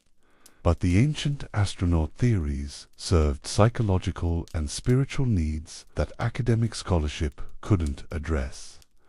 They offered cosmic significance for human existence, hope for extraterrestrial contact, and simple technological explanations for complex historical questions that eliminated the ambiguity and uncertainty that characterized honest intellectual inquiry.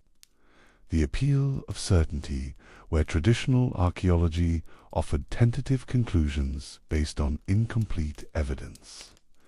Ancient astronaut theories provided confident assertions about humanity's extraterrestrial origins and cosmic destiny, where conventional scholarship acknowledged the limitations of current knowledge. Alternative researchers claimed to have solved ancient mysteries through revolutionary insights that previous experts had missed or concealed.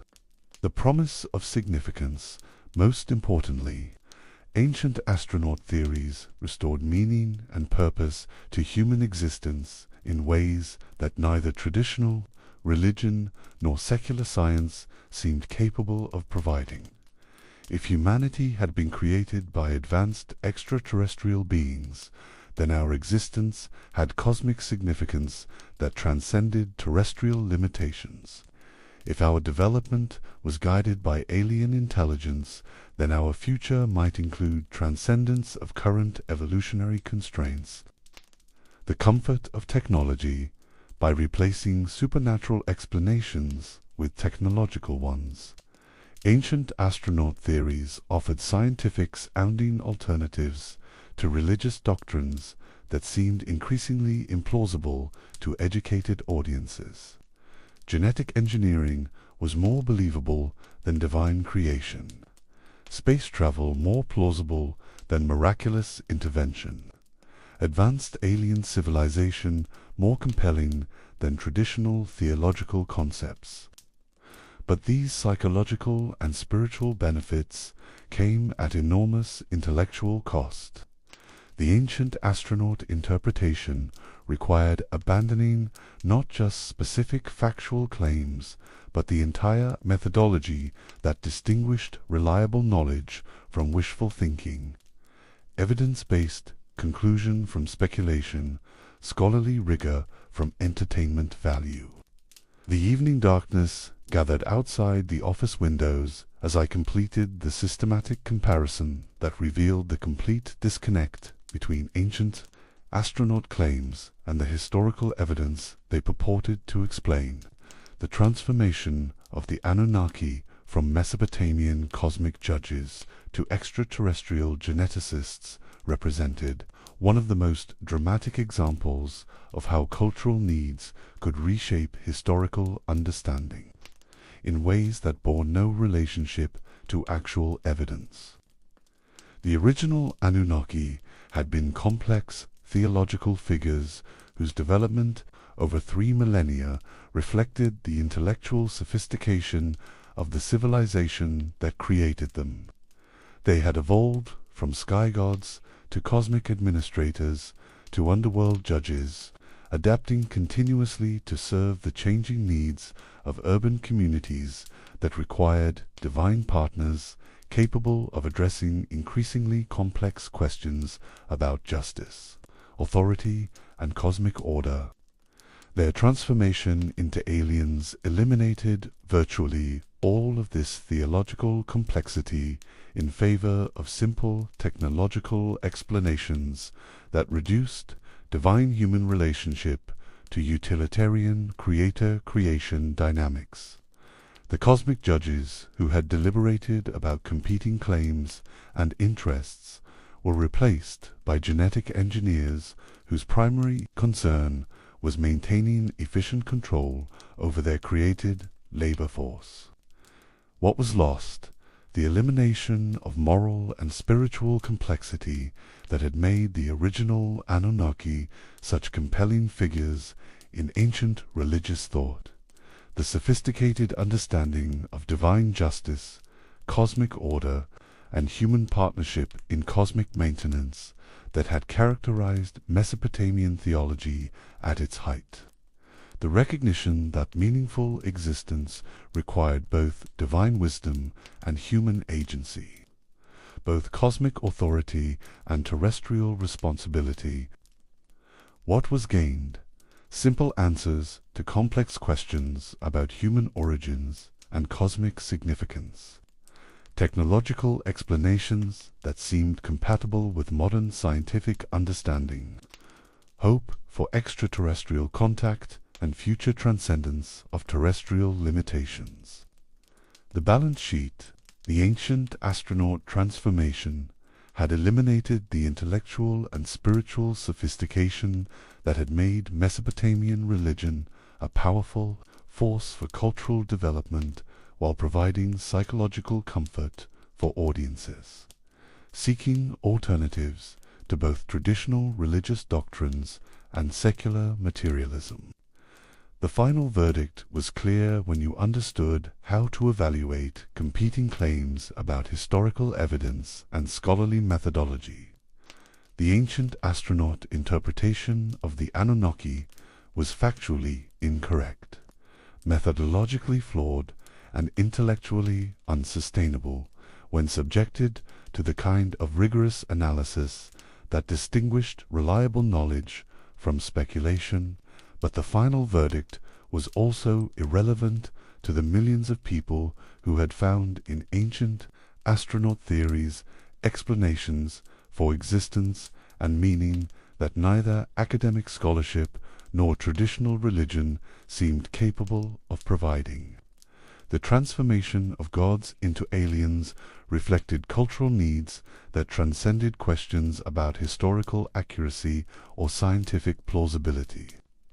As the office grew quiet, except for the sound of wind against the windows and the distant hum of heating systems maintaining warmth against the winter cold, I understood that both versions of the Anunnaki story revealed essential truths about human nature and cultural development.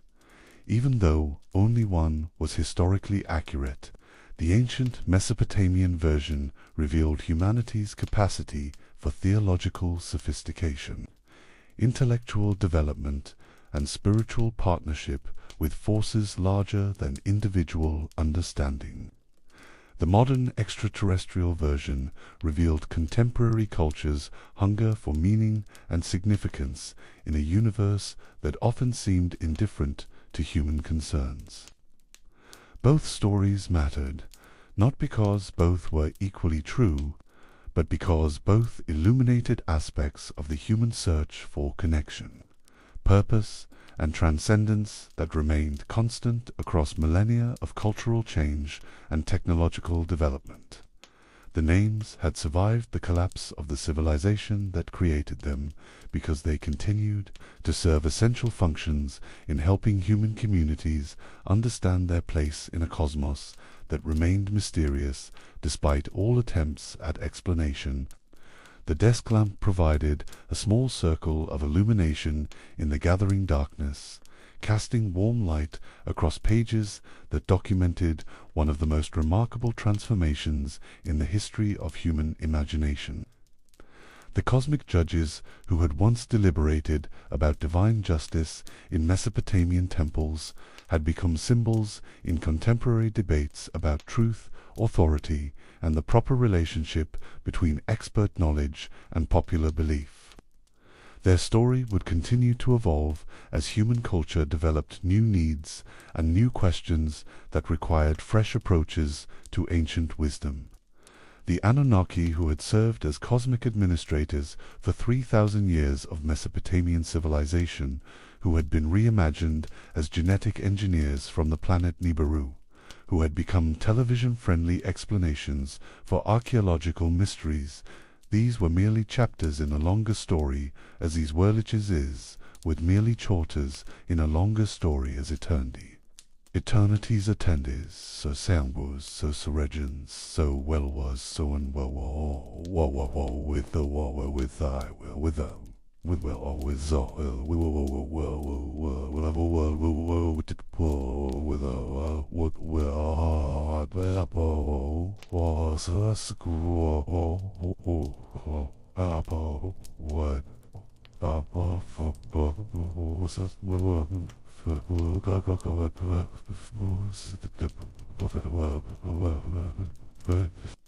significance and destiny in a universe that remained fundamentally mysterious despite all our attempts at comprehensive explanation.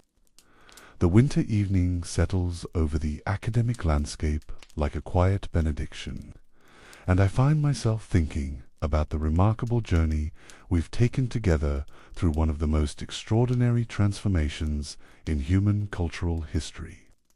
From the hotel office where von Däniken typed his revolutionary theories to the television studios where ancient mysteries became mass entertainment, we've witnessed how gods became aliens, how theological sophistication became technological speculation, and how humanity's search for cosmic meaning took forms that would have been unimaginable to the ancient scribes who first pressed Anunnaki names into clay.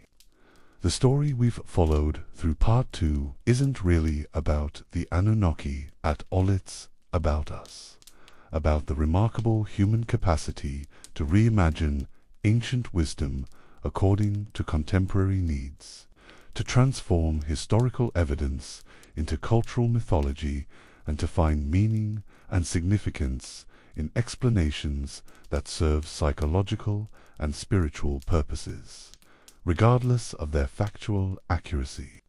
The transformation from gods to aliens reveals something profound about how modern minds approach the eternal questions that have always driven human seeking, where ancient Mesopotamians found partnership with cosmic judges who deliberated about divine justice.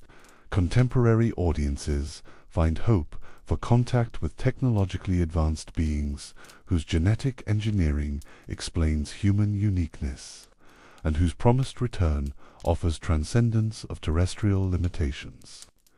Both versions of the Anunnaki story address the same fundamental human needs: the longing for cosmic significance, the desire for connection with powers greater than individual understanding, the hope that existence has purpose and direction that transcends the apparent randomness of individual experience.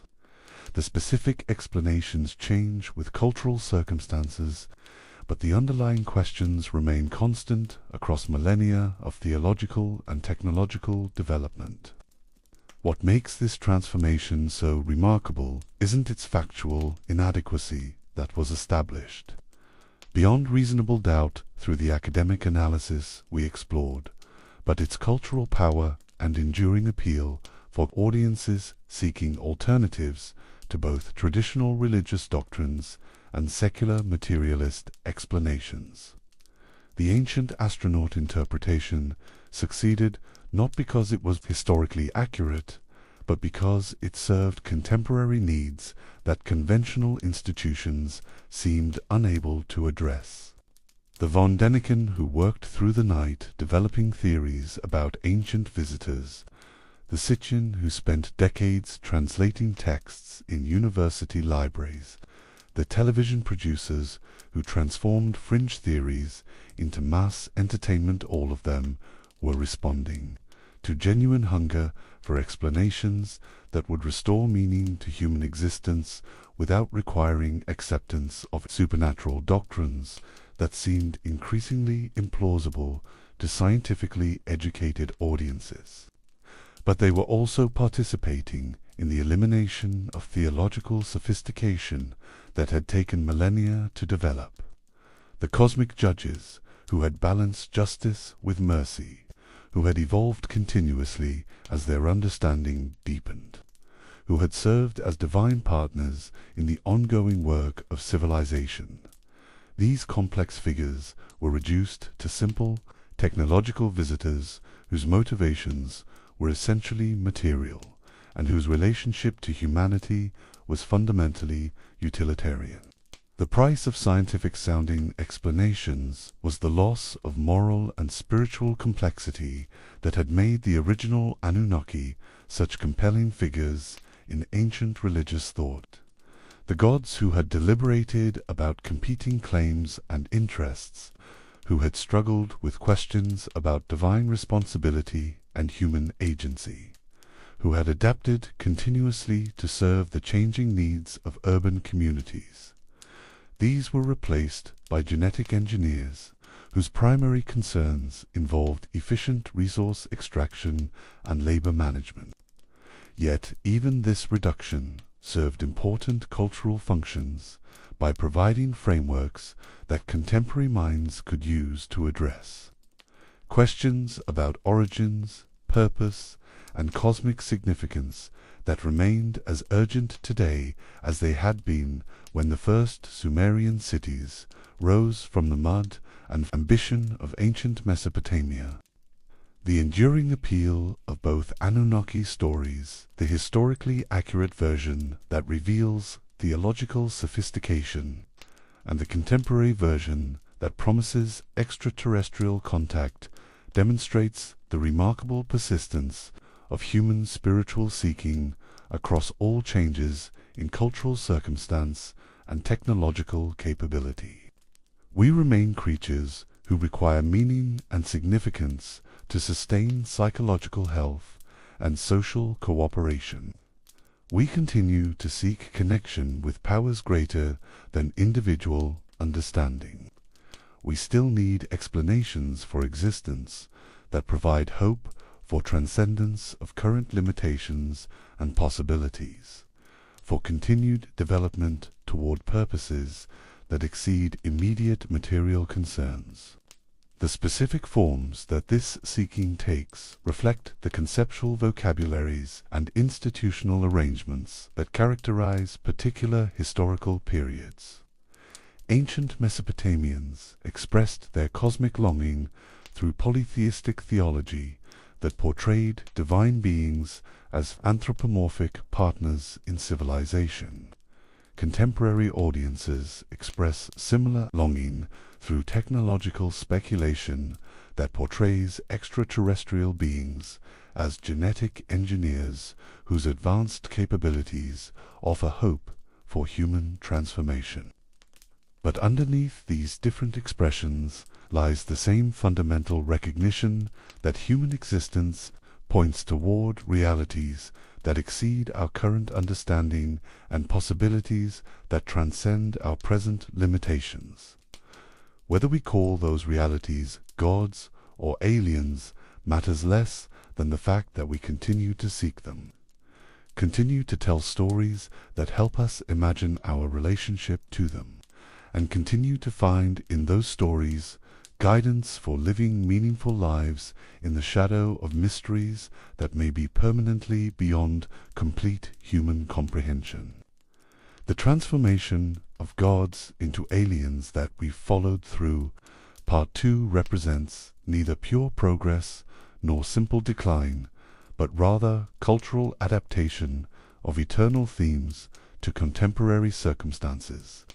The ancient astronaut interpretation eliminates much of the intellectual sophistication that characterized Mesopotamian theology, but it preserves the essential insight that human existence has cosmic significance and that our development is connected to purposes larger than terrestrial concerns. The academic refutation of ancient astronaut claims was necessary and valuable for maintaining intellectual standards and historical accuracy, but it was also insufficient to address the cultural needs that made those claims appealing in the first place.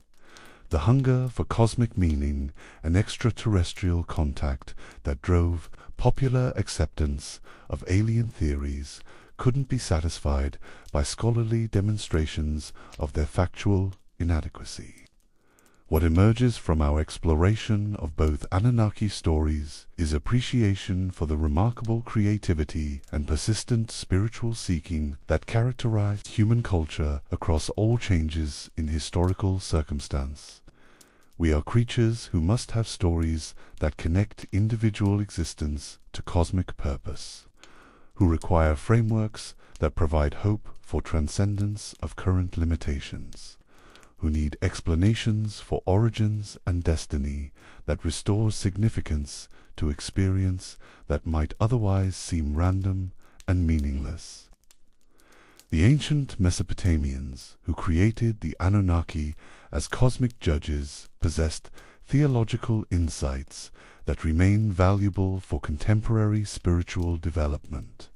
Their understanding of divine-human partnership, their recognition that cosmic order required both authority and accountability, their appreciation for the complex relationship between justice and mercy, these represent intellectual achievements that transcend their particular cultural context and continue to offer wisdom for communities seeking to build meaningful civilization. The modern audiences who have embraced the Anunnaki as extraterrestrial visitors demonstrate the continuing power of human spiritual seeking and the remarkable capacity for cultural adaptation that has enabled our species to find meaning and purpose under radically different historical circumstances. Their hope for cosmic significance and extraterrestrial contact reflects the same fundamental longing that drove ancient religious development and that will continue to shape human culture as long as consciousness seeks understanding of its place in the universe. Both stories are ultimately human stories, expressions of our eternal quest to understand origins, purpose, and destiny in ways that provide guidance for living meaningful lives in relationship with realities that exceed individual comprehension. The names change, the explanations evolve, the cultural forms adapt to new circumstances, but the underlying seeking remains constant because it reflects something essential about conscious existence itself. Accepts existence, excess, itself, with as, by so, with though, all, with though, one, though. All will let the will of will with will walk